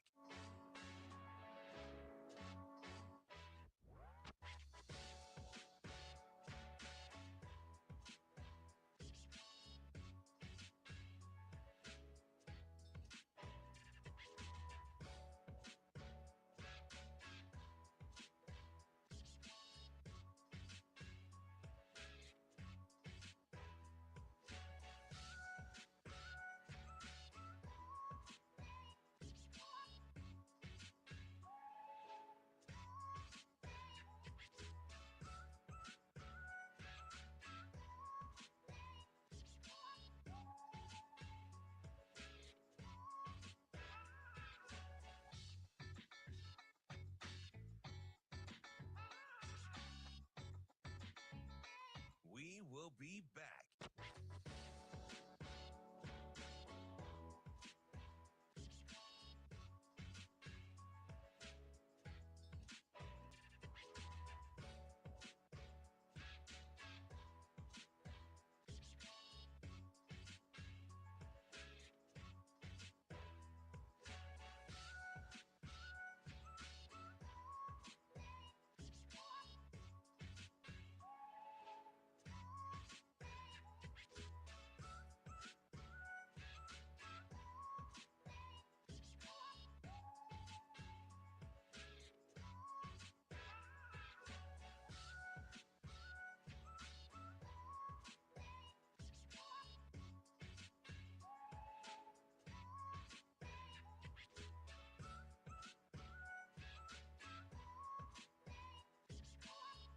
We will be back.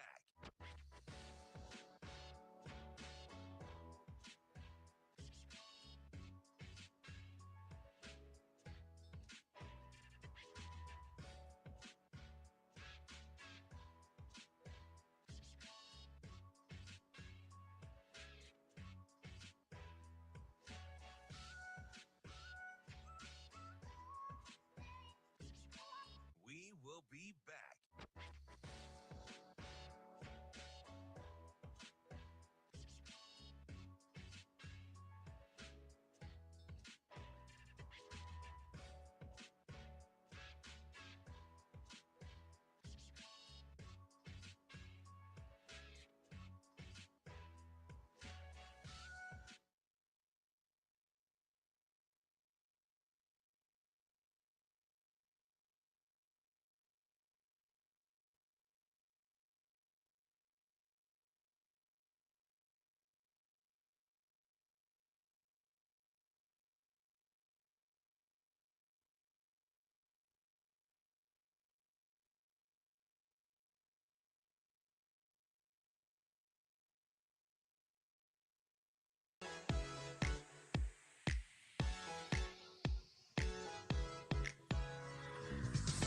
You're listening to Hurrdat Sports Radio.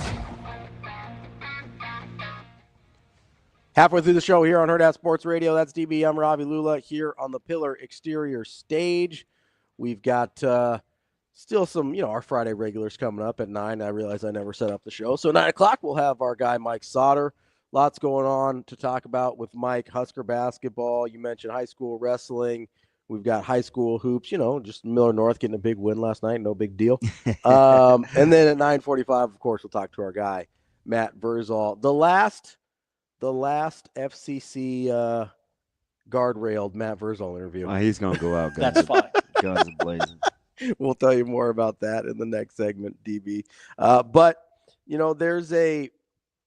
I was having, I'm kind of going through all the headlines and things like that. And there's some of them, these shows, a lot of times we don't get to a lot of things that we talk about, right? And one of the things, though, that came down a couple days ago was Matt Patricia getting hired I wanted to talk to TV about that. As the DC at Ohio State. And that comes on the heels of Ryan Grubb going back to college, being the OC down in Alabama with his guy, Kalen DeBoer, reunited, and it feels so good. And then also Chip Kelly heading back to the NFL as a coordinator for the Raiders after being the OC for your national champion Ohio State Buckeyes. But I'll start with Patricia. That's a guy who I believe hasn't called plays since 2017. Yeah, one of the things I want to talk to TV about was because he and I were kind of in agreement because he dropped it last week. He's like, yeah, talks with Patricia, and I don't know about that. And I always wondered about, like Day, and because he's kind of an I told you so guy, and he's quick to kind of, hey, now what? Maybe Patricia, because I was trying to think about how other people are thinking, right? So maybe Patricia for him is this fresh, gruff guy that helps keep him on edge. Keep him hungry? Keep him on edge, too, with his personality. Because I do think we kind of undersell the importance of personality traits, right? You always want an all-in-one, but sure, most of us aren't like that. Yeah. So maybe Patricia's a guy for him that fits what they need. Now, I will be curious to see how, Patricia meshes with what else happens on the defensive coaches in that staff. Because as an NFL guy, what you do is you let your position coaches coach. So maybe that's ideal for a guy like Larry Johnson, who's a little longer in the tooth, a little more set in his ways. Sure. Hey, we want to play this style. Go get the guys ready to do this. It's easy for me to say that because our head coach coaches our D-line. So he has final say anyway. But it is cool that he's very hands-off of some of the back-end stuff. And he'll say, this is how I want to play. You guys figure out the rest. I'll teach him how to do this. So maybe Patricia can be that kind of guy for a guy like Larry Johnson. But a very, very, very interesting hire. Yeah. From a relate to young people standpoint. So, oddly enough, there is some overlap, I think, with the direction Nebraska decided to go with John Butler as their DC. All ears. So, I think one of the things we weren't totally sure about coming from the NFL for John Butler was how he would relate and communicate to younger people. So I think there's an overlap there. The other thing that I think there's an overlap, you brought this up with the personality types. Maybe John Butler, maybe the reason he ends up getting that job over guys with more recent coordinating experience or coordinating experience currently sitting defensive coordinators is because there was something about his personality that Coach Rule felt the staff needed. I'm with you. I can't remember how much I shared about DC's on the table or not. So I don't know if you have a cheat code. But no, I know that I 100% agree with you. So I think I don't know. I think that I think Simons at SMU was legitimately in play. So there's two things I like about what you said. Okay. Number one, you're remembering that in the press conference, Coach Rule very much likes the way Nebraska practiced. The attention to detail, the being able to be multiple. You also know that he's like, I want an answers guy, not like this isn't what we do, so we're gonna do it. I want a guy that is like, this is who we have, this is what we're good at. Let's figure out. Or the game is actually unfolding differently than. So this is what's next. So I think from a wants thing, Butler checks a lot of those lists. Seen multiple looks, multiple fronts. He is familiar with how Nebraska practices in terms of their preparation. Because one thing, for all the hand-wringing and consternation about Nebraska defensively, you seldom saw a team be able to do the same thing for over the entire game, the course of a game. That's fair. Right? I mean, you have your outlier in Indiana. But even Ohio State. And who won the national title, by the way. The Illinois game was played in phases. It was played in punch, counter punch. Yeah, because there was a point in that Illinois game where it looked like Nebraska was going to blow them out. Yeah. And then Illinois made some adjustments. Yeah. And they were able to climb back in. And then Nebraska made some adjustments. Looked like they were going to win the game. Right? Weren't able to execute on a couple things. So rarely do you see UCLA is another good example. I mean, UCLA got off to that blazing start, and you're like, oh, fudge. And then the second half happened, and you're like, okay, well done with the dry erase board. But who's the receiver for Illinois that killed them early? Oh, is it two? Number two? It's maybe Franklin. Was it Franklin? Franklin, yeah. So it looked like all day. Dang, just putting your boy on the hot seat, man. Sometimes I can't remember. You remember stuff. It's fine. Okay. Cool. Wasn't there like an O'Brien or Bryant or something? Right, yeah. Yeah. So it looked early like those two guys were just going to feast on Nebraska, right? Hitting outside the numbers. Like they Tommy were Hill kind of hit the skids just early. eating whatever they wanted. Yeah. And then you're like, oh God, is this going to get ugly? And then an adjustment was made. That didn't really end up being the deal that beat him. I saw it against Ohio State too. You gave that as an example. Yeah. Like that was really cool to watch because I can actually get confirmation on what I'm seeing. And Jeremiah Smith only beat him really the once, right? And, it's not like I'm going back to ask, but that's just one of those. He had, Caleb had traveled. Mm-hmm. And so we came home Sunday, and I'm on the rewatch in the morning. Mm-hmm. So I'll blurt something out, and he's like, nah, it's actually this. Or, yeah, that's pretty good. How'd you know? You know what I mean? Mm-hmm. So I can get confirmation on the punch, counter punch. Sure. And that was one of those times where, and I can say this now because he's, whatever. And I said, hey, I texted coach. I said, I don't normally do this, right? I don't. And I hate having to preface it, but he and I have a good relationship, so I didn't want to be stepping on it. Mm-hmm. But you got to walk me through the difference between staying in cover 2 here and cover 3 here when you turn Jeremiah loose, and had a really good. He's like, no, this is Coach White. He's like, no, DB, this is good stuff. Like, this is what I like as a coach. Let me tell you why. Mm-hmm. So I felt like I could come back and speak with some sort of confidence on the punch counter punch thing, because that's what I like. And I'll tell you this, when it comes to hiring, and maybe this is where Patricia is going to be good. It's such a well-coached league. Mm-hmm. Big Ten. Yes. Yeah. And the ability to counter punch and get up off the deck when it's something you're not accustomed to seeing, or having the other staff know that you have a tendency to do X, so they hit you with Y, is very, very understated. Yeah. And I think when he says he wants a solutions guy, you take guys, you're trying to surround yourself. That's what Addison Williams says, coordinator experience. Mm-hmm. So when there's a meeting of the minds, and it's a philosophical thing, you can come together and have another peer. Mm-hmm. Because you got 4 guys on that staff that have been defensive coordinators? You have peers that you can bounce ideas off of. And ultimately, I think that's what you want, especially when you have a guy or a gal, whomever is in that position of leadership, that's the hammer dropper. Mm-hmm. So we can have all the good ideas we want to. We can go back and forth, but okay, we're going to do it like this. Now we're going to go. It's cool to have a lot of smart guys, but you need to have the hammer. Yeah. So and maybe that's a thing for Patricia where he's seen a lot, and maybe you just put relationship builders around him. Because I don't want to say I don't know the guy from a can of paint, but I don't know if I'm sending Patricia into anybody's home. So that's kind of the funny thing about coordinator jobs in college football now. Hey, apparently not. They're not recruiters. It's like, don't know that you have to be a great relationship builder anymore. Unless you're Zach Smith. Or not Zach Smith. That's a different Heartline. guy. Yeah. But because he's going to be an OC that can go in your living room. Well, but he's also not going to call plays, right? I think Ryan Day said he was going to take it back. That's what the word on the street You know is. what I mean? Yeah. So, it's a different role for him. But how many guys have we looked at who are like, oh, don't worry, he's not going out on the road. Or, oh, don't worry, the position coach will take care of it, right? Even Dana Holgerson's a good example of this.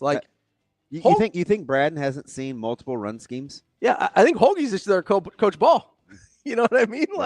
I think it's a entirely different job than it was even about 3 years ago. Which is amazing. And I think that's why I agree with you. I think that's why it's attracting different types of people to those jobs as well. More Hurrdat Sports Radio coming up next.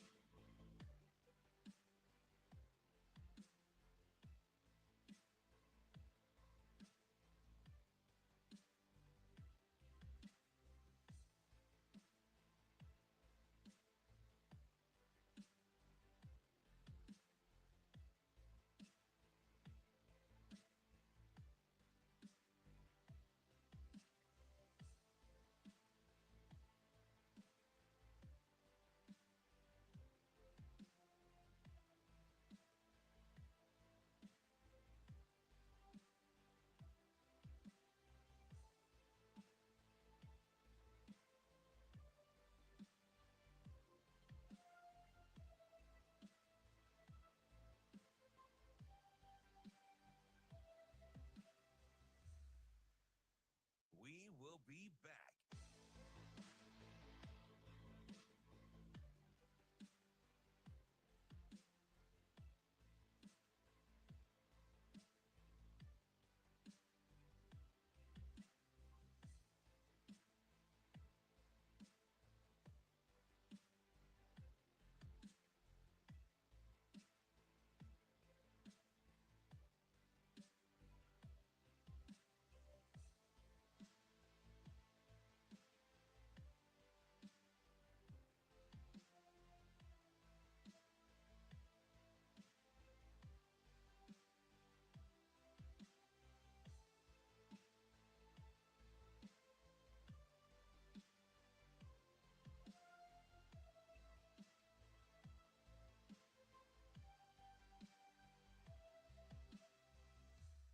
We will be back.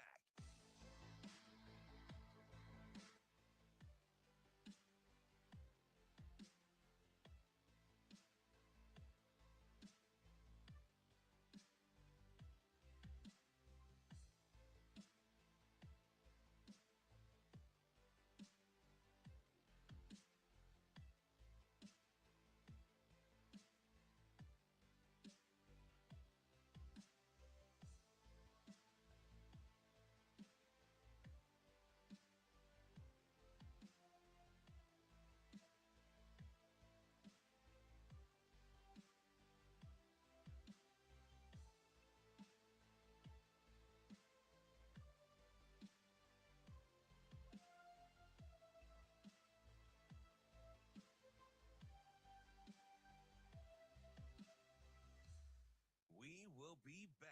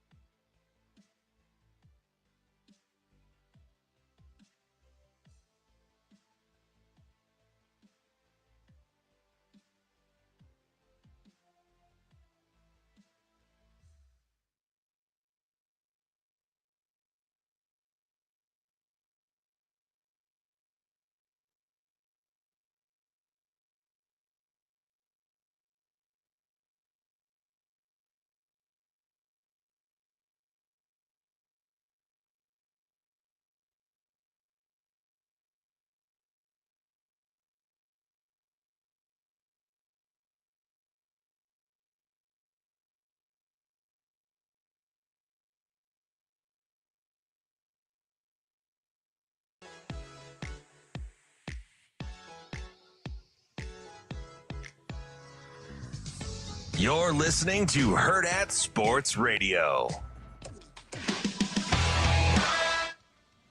Wrapping up hour number 2 here on Hurrdat Sports Radio. That's DBM Ravi Lulla here at Hurrdat Sports Bar and Grill, and we're brought to you by our friends over at Centris Federal Credit Union. I've been telling you all month, everybody's talking about Valentine's Day. Everybody's talking about, got to celebrate love. But what if you don't love your current situation with your financial institution, right? Yeah. You got to look some other places, and one of those places should definitely be Centris Federal Credit Union. Get to centrisfcu.org to talk to one of their experts, see what they have to offer. Regardless of what your needs are, their experts can walk you through how their services match up with what you need from a financial institution. Make sure you go to centrisfcu.org, federally insured by NCUA. DB. What's up? We got a little news of our own. We do.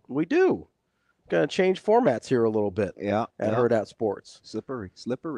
Let's go. Coming up on Monday, if you haven't been, paying attention to the stream or on our social media channels, we will be moving to a fully digital product on Monday. That means you can catch us on Facebook, Twitter, YouTube, of course, on your podcast. You can also catch us on hurrdatsports.com, where the show will be streamed live as well. But it will be a fully digital experience now. Coming soon also, because I know people are like, how am I going to listen to my car?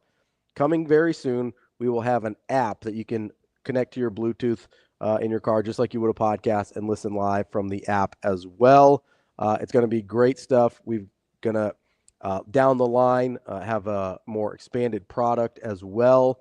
But this is a thing that did a lot of studying. Yes, a lot of studying on where our listeners are already, the type of content that they want and that they consume at the most frequent levels. And we're like, okay, how do we bring more of what you want to you? And this is where we landed. Yeah, and I mean, full disclosure too, it's kind of interesting for me as we've had to spend a month or month and a half or however long, like listening to other digital only successful shows. Yeah.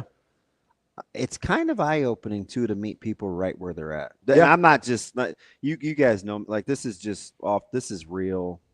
I mean, it's me. I just told you I had to pray for strength to make a run that everybody thinks I was actually pretty good, but I wasn't. So it's just like, it's not that funny. It's a little funny. Really not that funny. I felt a little vulnerable. Little naked. Just to be able to control like inventory and tempo. Yeah. Is interesting. It's a big deal. Right. Because there was, we would have loved to have that conversation about Matt Patricia with Tim. We ran out of time, had to move on. Like there's going to be opportunities here to get more of what you want. Or our commercials are our commercials. Yeah. Which is a big deal. Yeah. I don't know if you know this. It's a big deal. Yeah. So we did a lot of studying. That's what's happening starting Monday. It's still going to be a show that you love. It's just going to be more of it and more of the things you love. So make sure you stay tuned. If you got any questions, hit either one of us up on Twitter. I'm at R.A. Lulla. That's at Damon Benning. Or hit up at Hurrdat Sports on Twitter as well. We'll answer whatever questions you have. But I don't imagine there's going to be a lot of them because about 95% of you already listen this way anyway. So I think we're going to be all good, and we're super excited about the move as well. Big deal. I can't let Game Dog. There's this thing called stat broadcast, and because it's not his fault. But I try not to say too many things off the cuff. So we're going back into this conversation of controlling things for a certain amount of game time. Sure. And making adjustments. Sure. And I said, well, there's kind of this outlier in Indiana, then there's this counterpunch thing, and so USC comes up. Mm-hmm. It says USC pretty much controlled the game. There were no real adjustments made. Go back and it's too much for radio, but there's this cool little thing called stat broadcast that does things by the quarter. Mm-hmm. And you can see like punts and touchdowns and time of possession. And then there's this other really neat thing that happens, like when you watch and you see like Woody Marks and kind of inside run game and guys running over routes and then blocking number twos and how they kind of shake free for a wide open touchdown because of a look. Sure. Or when a quarterback kind of scrambles and throws a 50-50 ball, or a guy quits on a route, or you're in cover 3 or something like that. Like all those things happen like when you like watch and you don't just go by the stats. But Nebraska made plenty of adjustments in that game for USC. Now, if you said, they're fortunate Marks got a little dinged. Mm-hmm. Yeah. Sure. Because I actually think this has nothing to do with anything except it's Marks.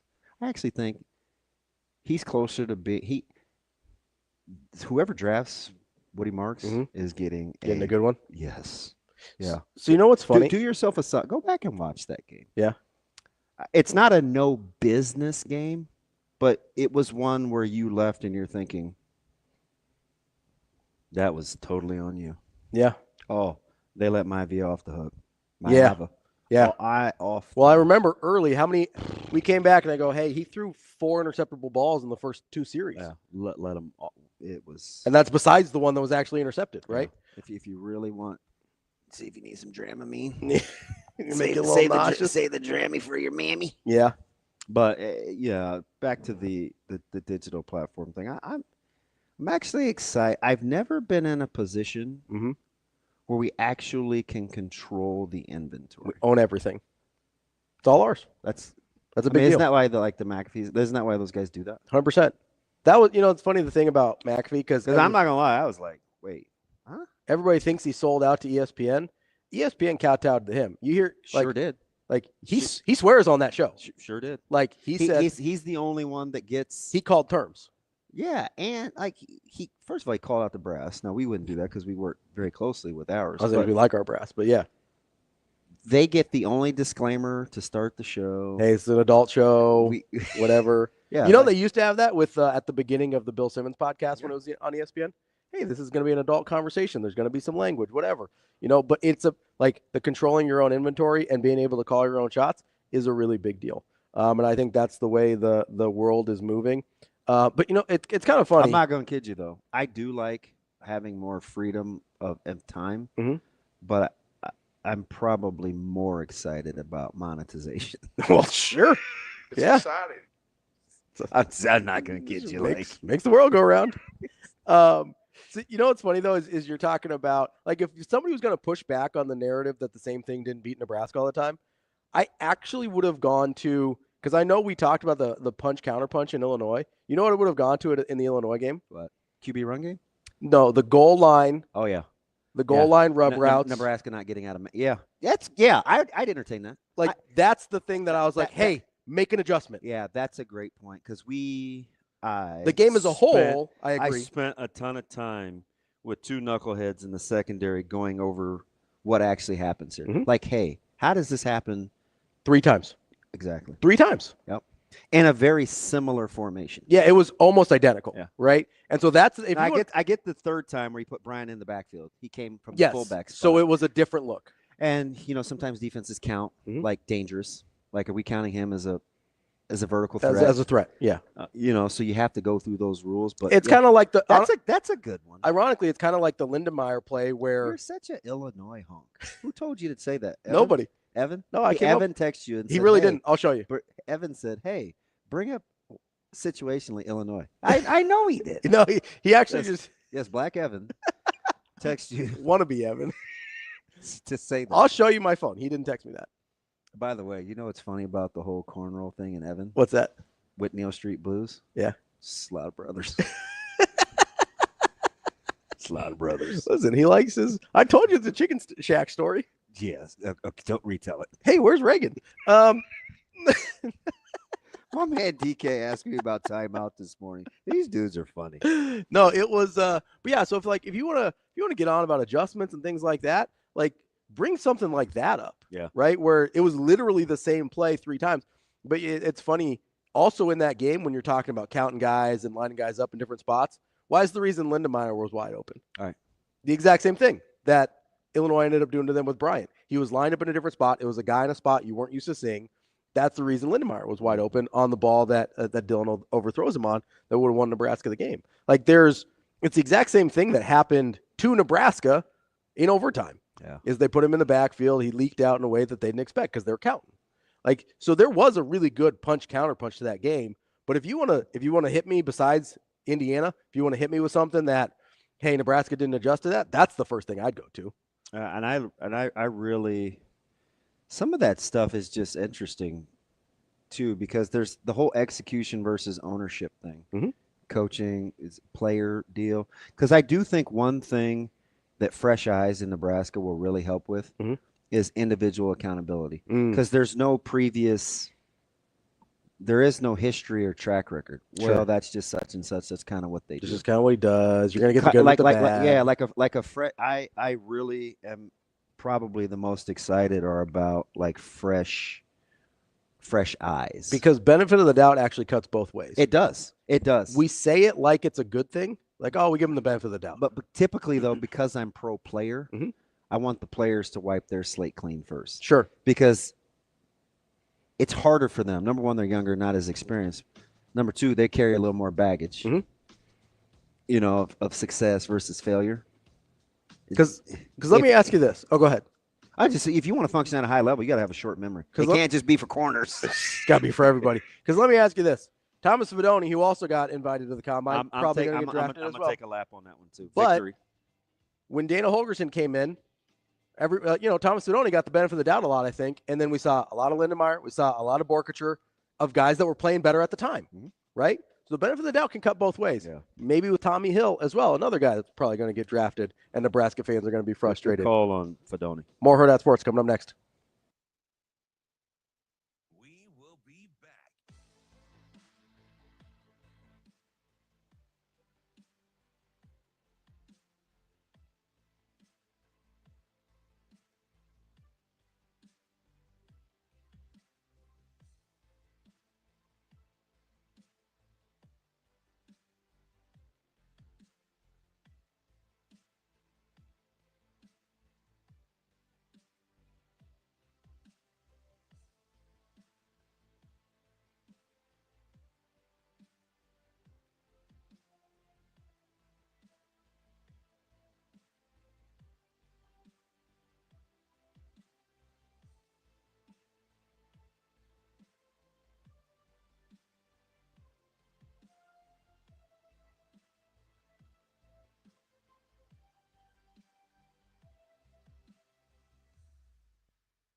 We will be back.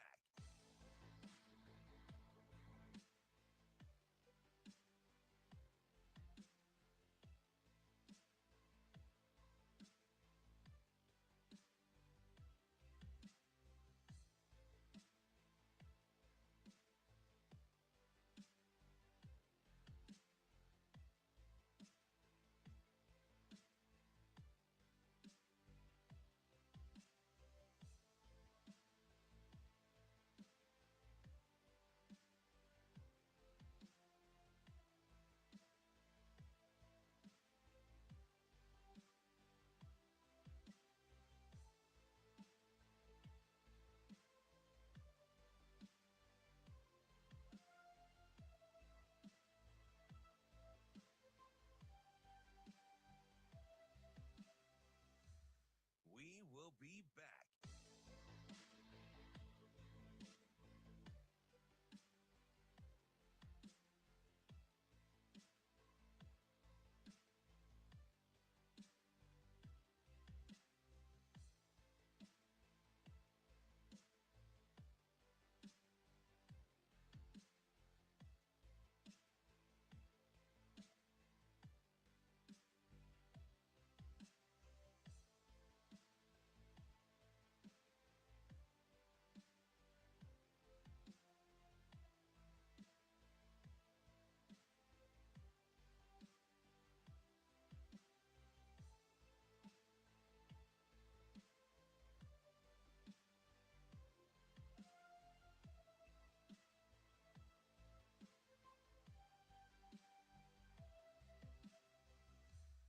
We will be back.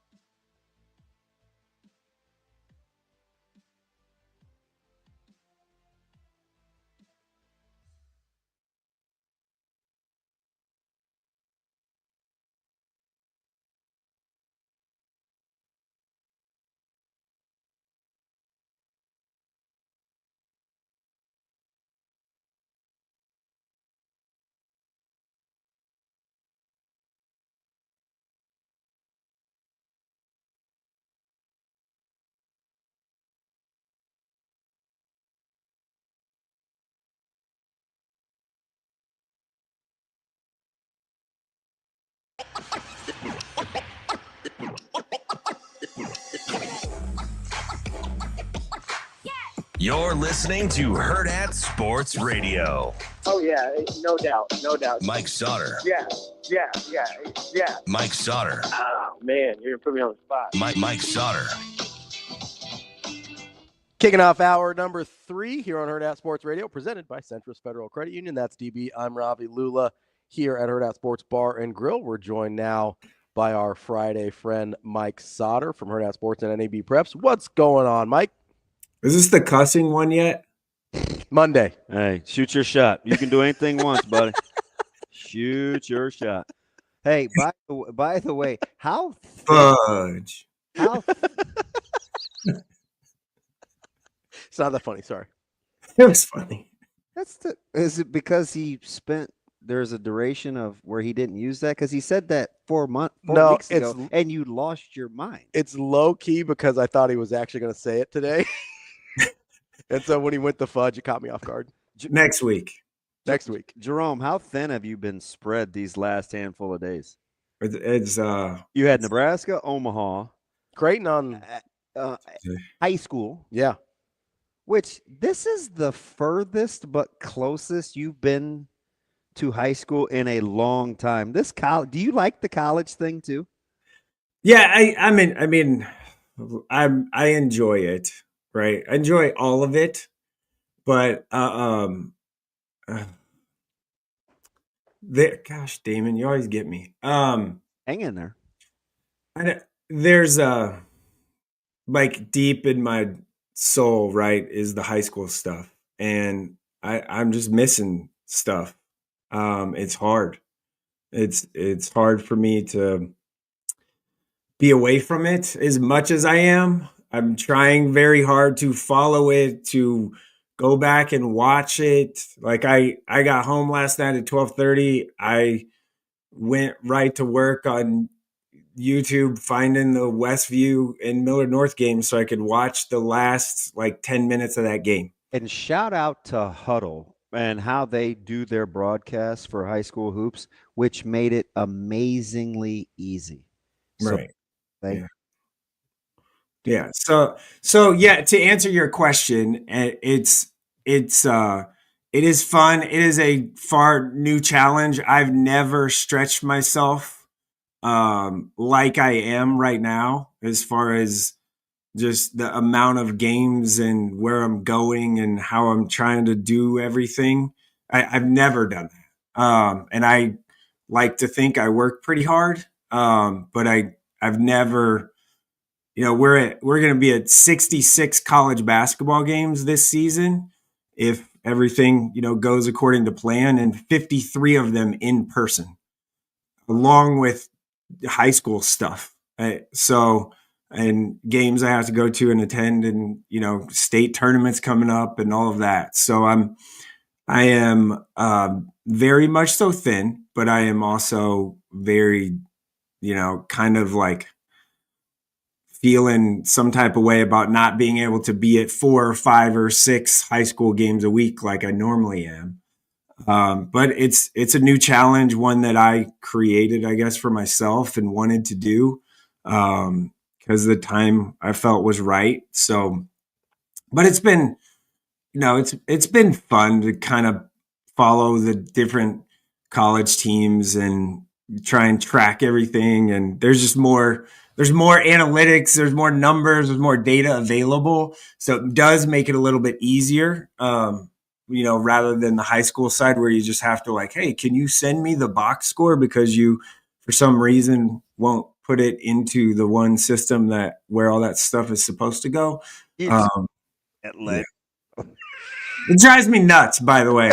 I don't understand. I will never understand why high school coaches can't put the stuff into the format that is there for them to put it into when 90% of the state does it, but you feel like it gives you an unfair competitive advantage, even though that you're going to trade film with coaches and you're also going to probably scout live in person.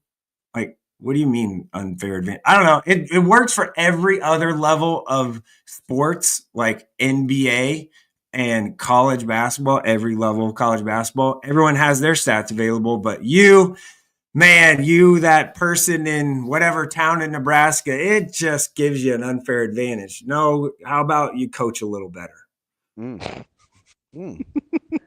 That's not exactly. I thought you were going to put a bow on that bad boy, but no, it's a lazy excuse. It's just a lazy excuse. It's a fair point. I mean, if every college in the country can do it. So the one thing, and I'm not here. I listen. I'm going to give you your flowers. Most men don't get them while they're alive, so I don't want to rain on your parade. But I will say, The collegiate pro analogy, I think it works to the counterpoint, because there's high school coaches that don't do that will say if being anonymous is their advantage, like those leagues that you mentioned are already out in public anyway, so everybody knows, so there's no harm, no foul.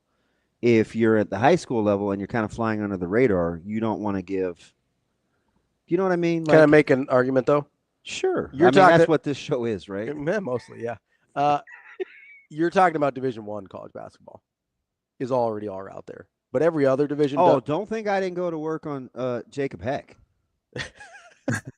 yesterday. Okay. So, but like that's what I mean. Like NAI programs, D2, D3s, like the stats go a long way, and they still all do it. Like it's not, they don't have the same. Like everybody doesn't know.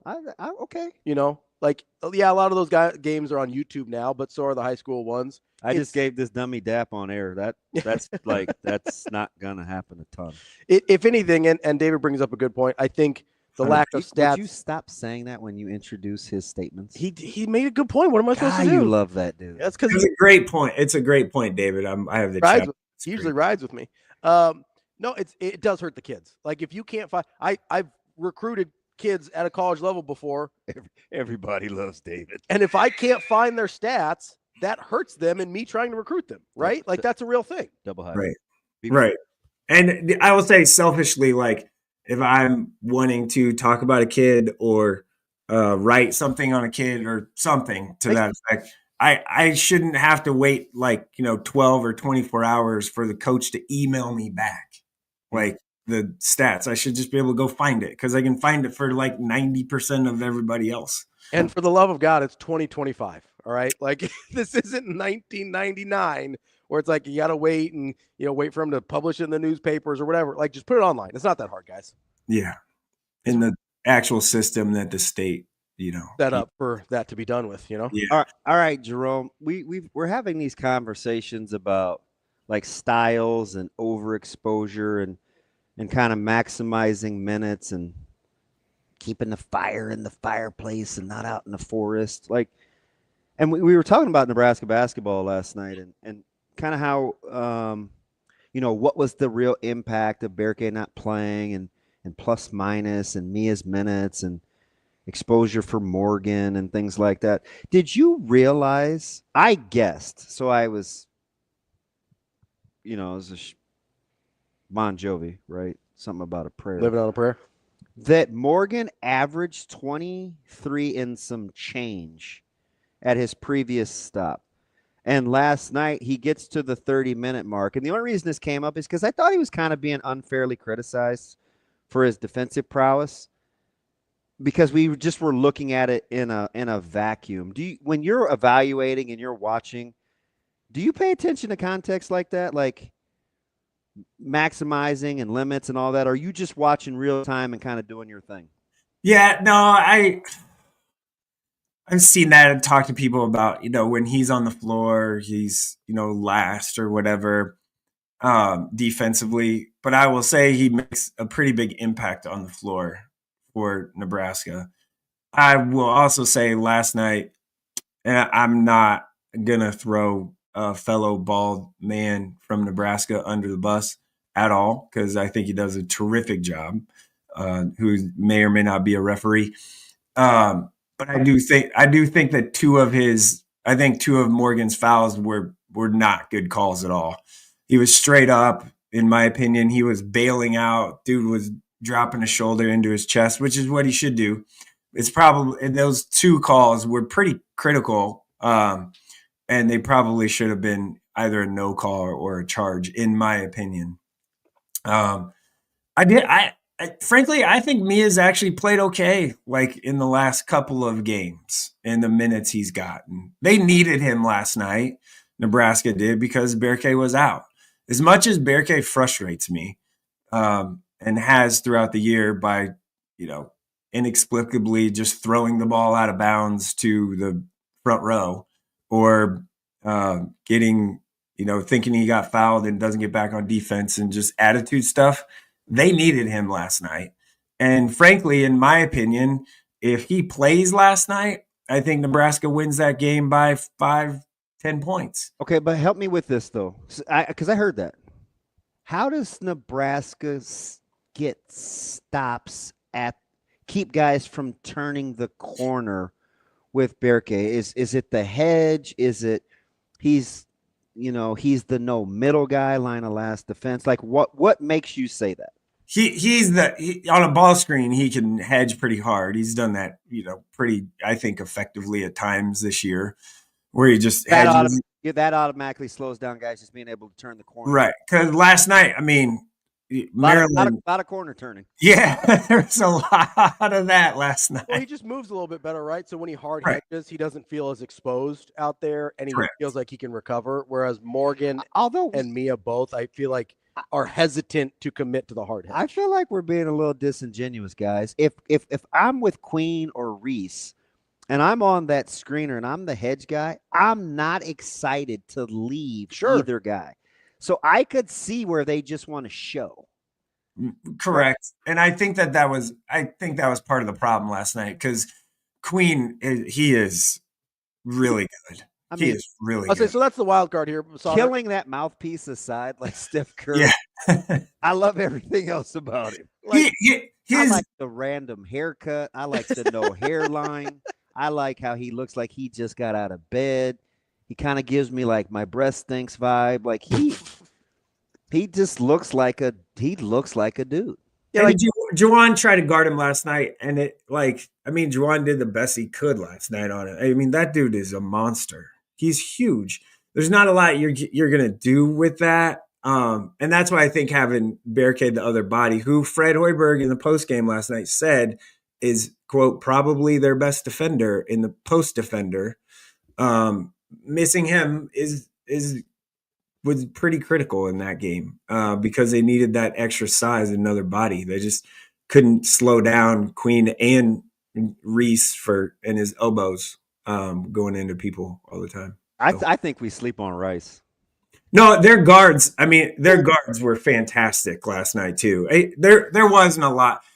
Frankly, like, Maryland is really talented, and I had this discussion with a few different people after the game last night about, they could make a run, Sweet 16 or whatever. And I'm like, the talent is there. They are awfully immature. So I don't think that's typical Kevin Willard team. Correct. Okay. Yeah. Because Willard just kind of lets guys do whatever. He's always been that way.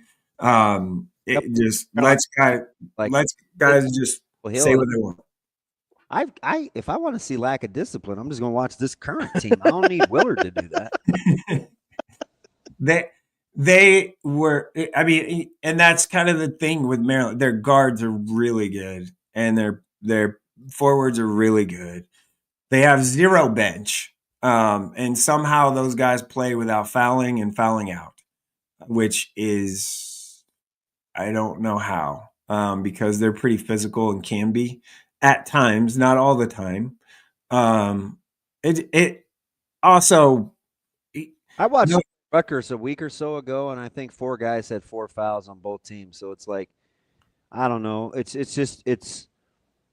Ravi said something the other day I thought was interesting. He made the case to me about this a year ago, where he said, when Nebraska fans complain about officiating, it's almost like they don't watch other conferences. And I'm like, no, yeah, they do. He's like, no, I think you'd be surprised. I don't think a lot of Nebraska fans spend time watching other conferences. Do you think that's true when we're always talking about officiating? Yeah, I think I think that's probably pretty fair, to be honest. They don't.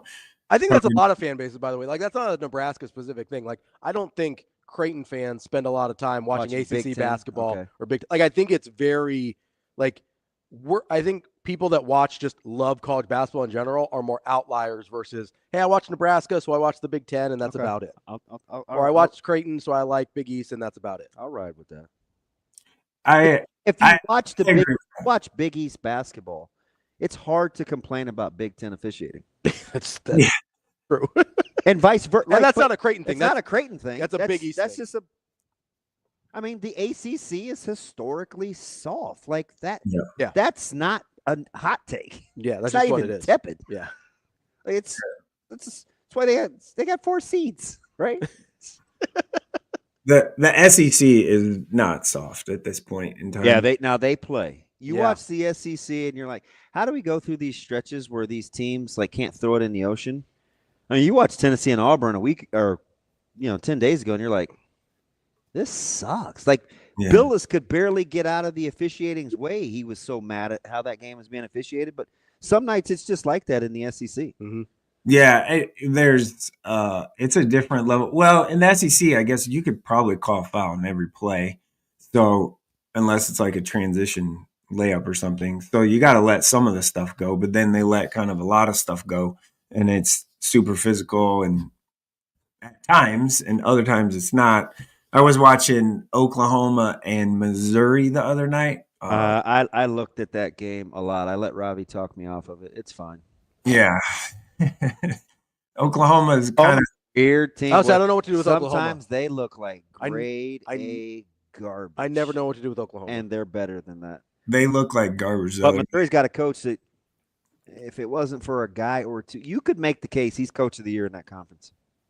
Well, yeah. It'll probably end up going to somebody in Alabama. No, I don't know, man. If Missouri stays relevant, he's gonna make a case for SEC coach of the year. We're gonna ignore Golden. I get it. No, listen. Yeah, Golden's doing. I just don't want to be dismissive. No, yeah, I'm not. I don't want to be dismissive. But not a lot of people saw Missouri coming for sure. No, and if Nebraska ends up, projections playing Missouri as a 7-10, I'm not sure that one is the matchup you want. For sure. Mike, let's move. We got about 6 minutes left here. Let's move over to high school. You mentioned that Westview Miller North game last night. DB mentioned earlier, a lot of people thought, okay, Miller North maybe has the best roster. Westview had been probably playing the best. Is Miller North, we've seen them kind of slow climb after the rough start. Are they finally playing up to the potential of that roster? Yeah, I think so. I think last night was a huge win for Miller North. And in that environment, Westview's done a really good job of building a pretty good home court advantage environment. It's I don't know how much of that was the Emmett Dillon thing, but that place was lit. I think I was there for the prep game and it was lit that night. I mean, it's been building and the team's winning, obviously. The girls game had a good environment. Their girls team I still think is flying under the radar. Now, Westview's social media account does a good job of keeping Westview girls relevant. Folks covering girls high school basketball doesn't do a good job of keeping Westview girls relevant. They're 20-2. You ain't got to tell me. I know. I'm like 20-2, man. Like I get it. I get it. If that was any other 20-win team in Class A, they would have way more run. Well, I think part of it too is everyone and I'm one of those people that I think it's going to be extremely difficult to beat Millard West down the stretch here. And so I think everyone's like, oh, everybody's playing for second. So it's like that's probably why. But I will tell you, Coach Simons has done a heck of a job because you look at kind of just their size and all that stuff. They've kind of overachieved a little bit as far as win total and all that stuff so far. I would say just based off of the roster and size and all that. So he's a good coach. And hey, imagine this. I said this to a couple of people this week. Westview good at basketball. Who would have thought that if you look at their administration? Not a lot. Yeah, you have a state title winning principal. You have a multi-state title winning athletic director.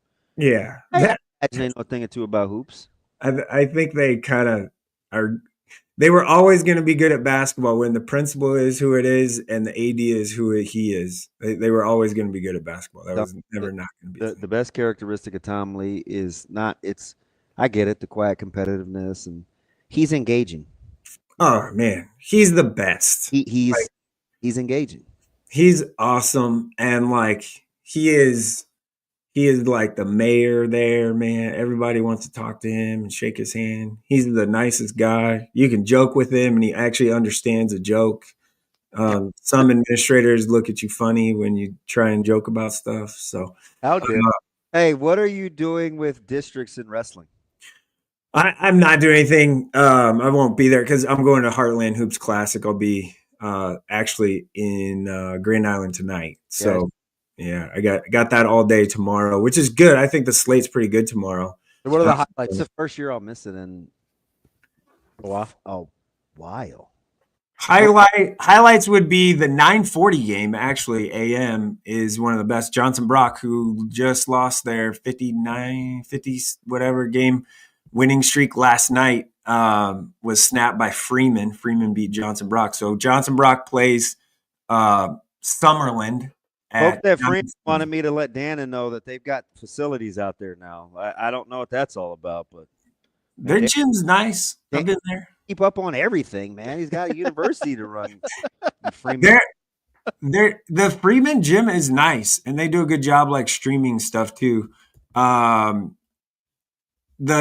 Millard North plays Papio South and Millard North play pretty tough games. Wasatch Academy was ranked, I think, 11th or something in the country, and then Papio South plays Pembroke Hill, who has a nice point guard. So that, and then throughout the day, oh man, I'm trying to top of my head this, and it's not going to work. Donovan Trumbull has a good game. Ashland Greenwood plays Adams Central.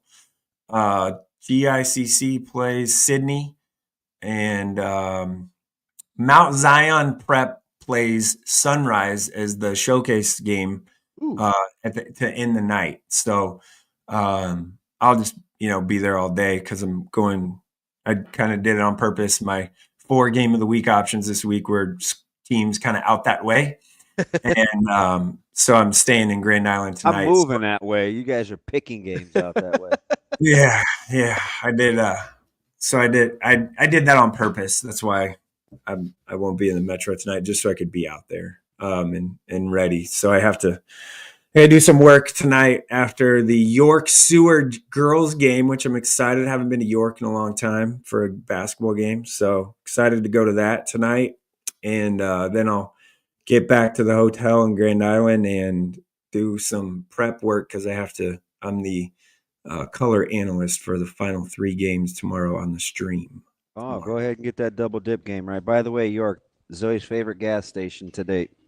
There you go. That is our guy, Mike Sautter, Hurrdat Sports, NAB Preps. Make sure you follow along Mike and NAB Preps all weekend for Heartland Hoops Classic and everything you need to know there. Mike, we appreciate it as always. And state wrestling next week is going to be awesome, by the way. And I believe it's Nebraska Cody's birthday today. So there you go. We got to hit up Manquist. Is that wrestling, Cody? Yeah. There we go.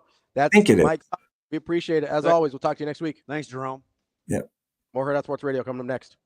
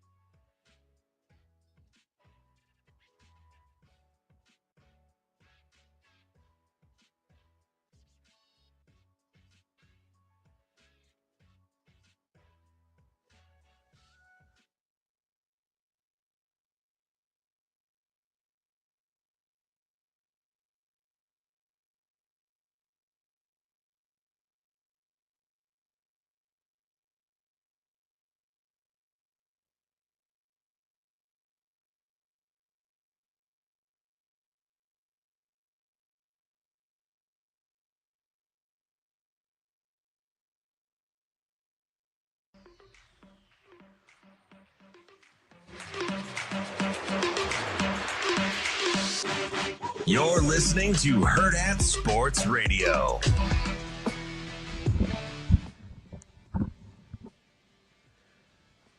Welcome back, Hurrdat Sports Radio. That's DB. I'm Ravi Lulla here on the Pillar Exterior stage. It is time for Bet On It, brought to you by Warhorse Sportsbook, the best place in Nebraska to place your sports bets, whether it's at the casino in Lincoln or in Omaha. They've got you covered, whether it's straight bets, parlays, props, whatever nonsense DB's throwing at you. Props. He's got you covered as well. He's nonsense. Well, witchcraft is what I like to call it, because you're coming up with stuff that nobody in their right mind should come up with, and coming up winners.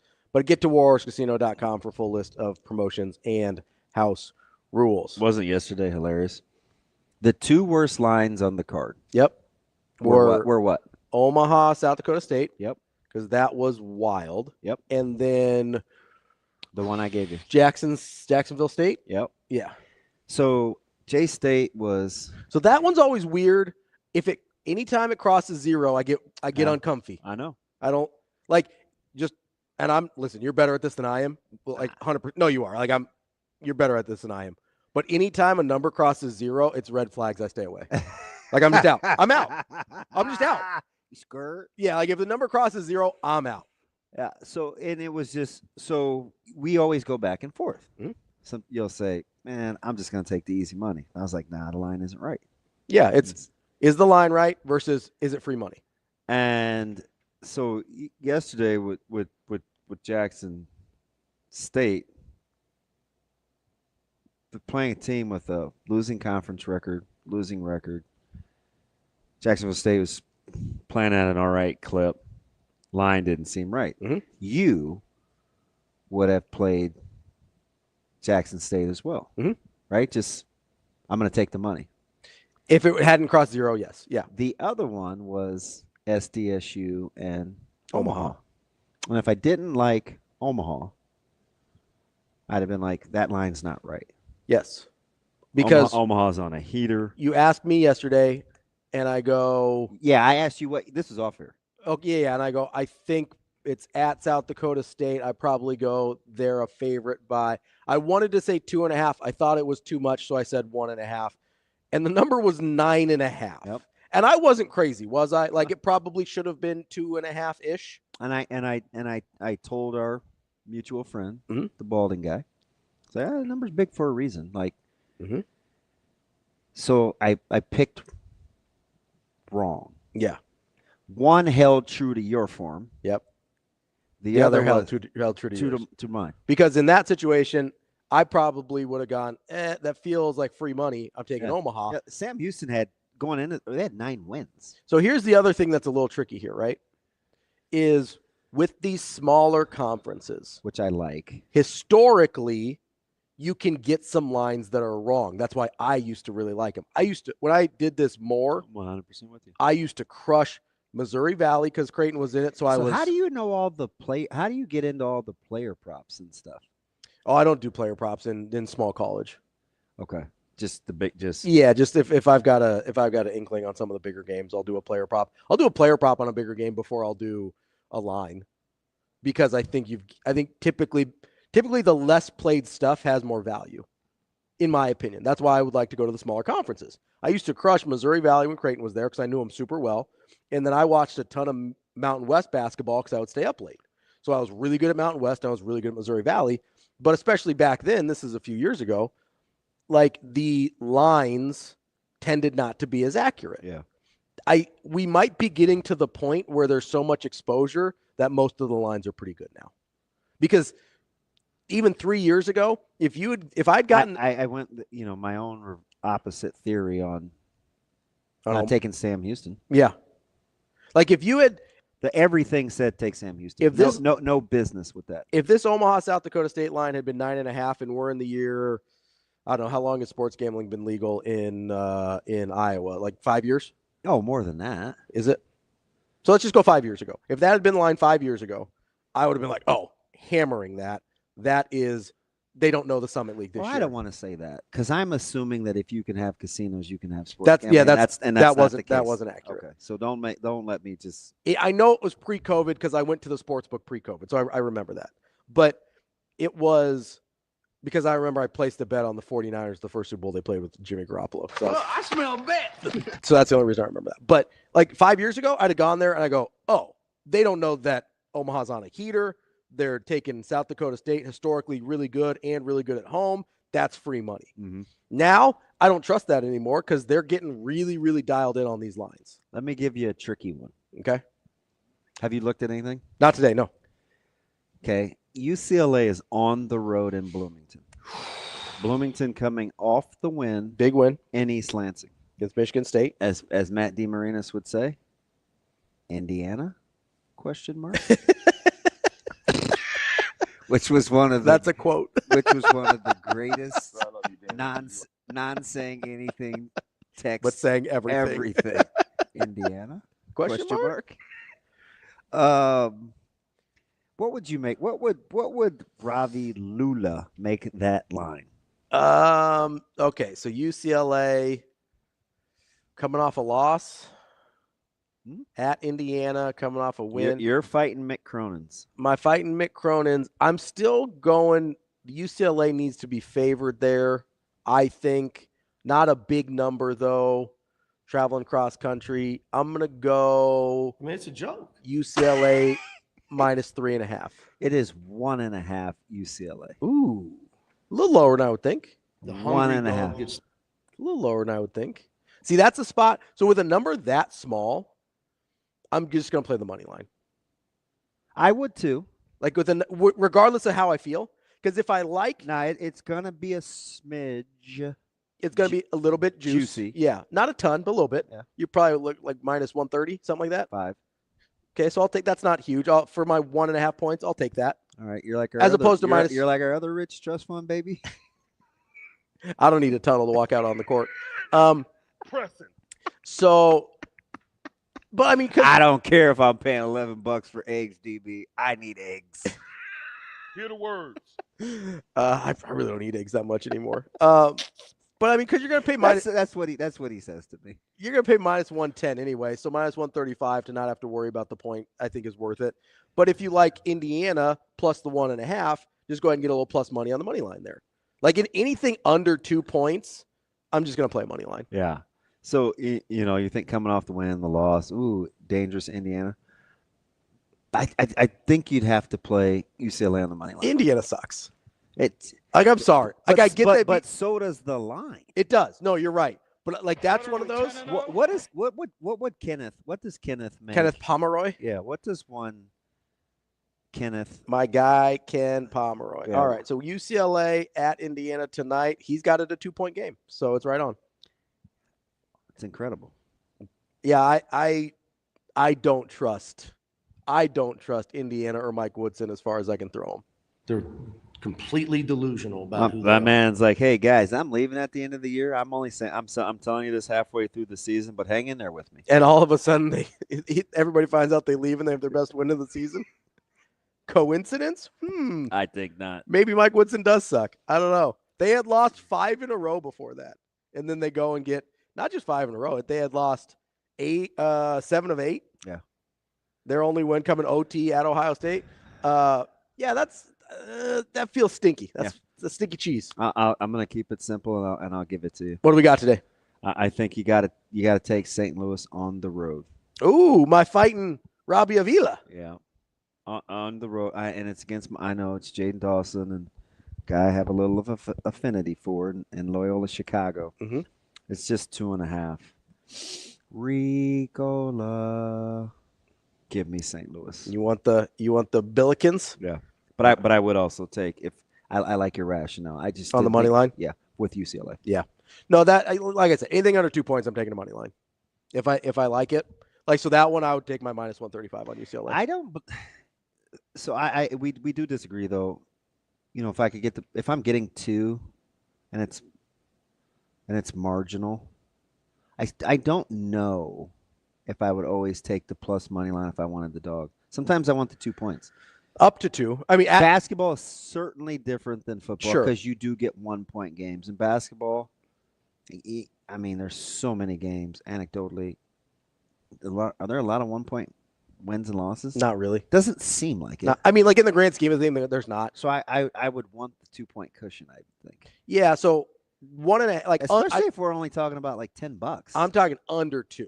So 1.5, 1, or obviously pick them because they don't do half-point spreads.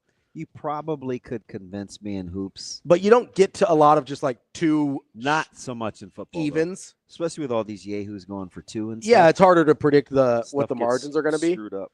But yeah, anything under 2, just give me my money line. Yeah, especially if I like the favorite, just give me my money line. You're my second trust fund baby friend, Ravi Lulla, here for all the juice and all the plus money. If I got a trust fund, ain't nobody told me about it. That's CB. I'm Ravi Lou. It's Bet On It, brought to you by War Sportsbook. Matt Vrzal coming up next.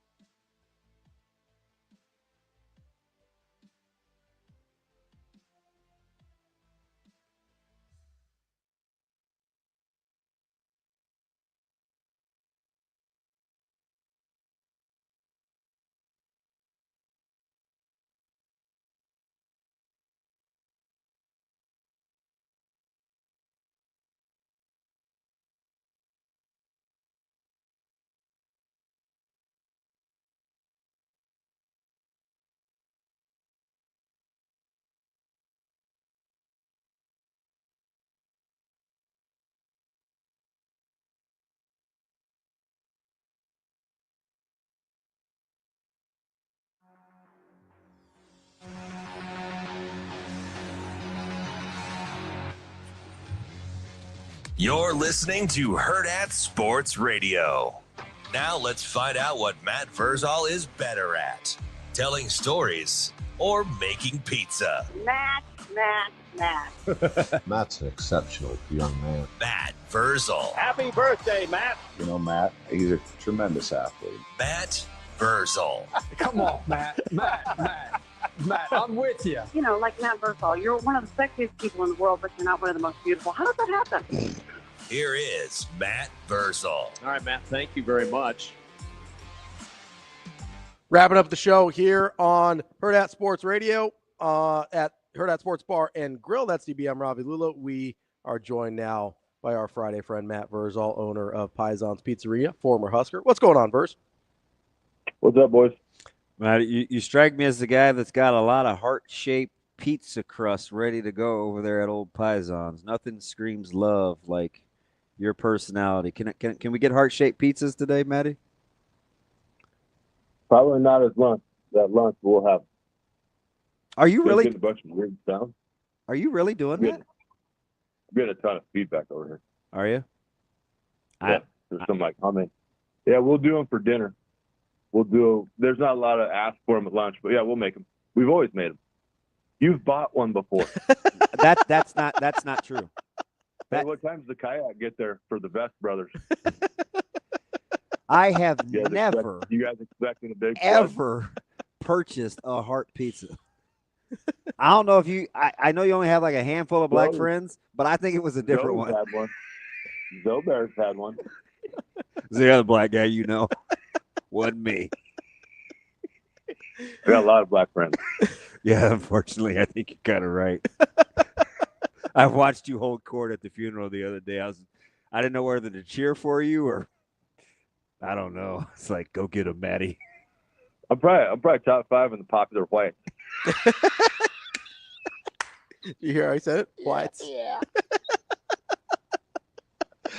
That's the title I hold. That's probably better than my national championship. My guys like me. Tough five.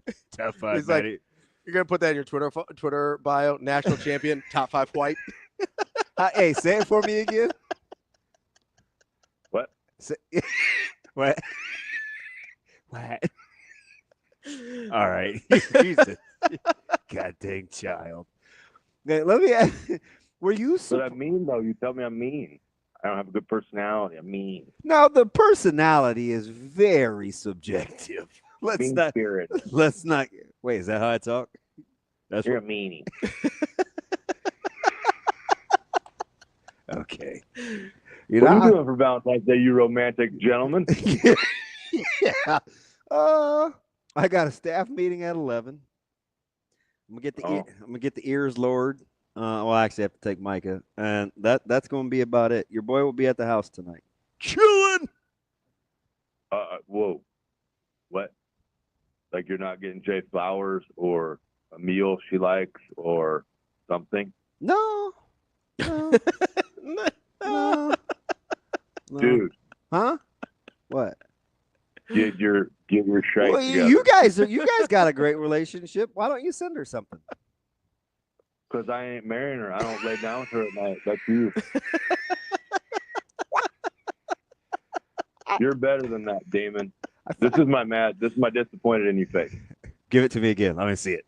Oh, it looks like how you always look. Yeah, I know. Trust me, I know. Ravi, what are you doing?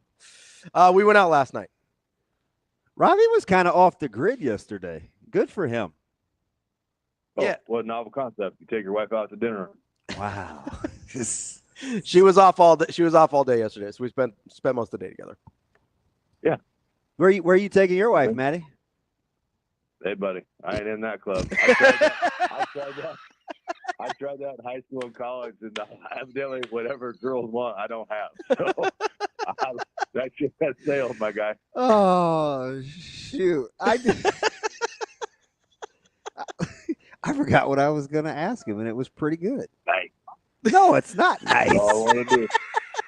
Good job talking. Just trying to derail this thing.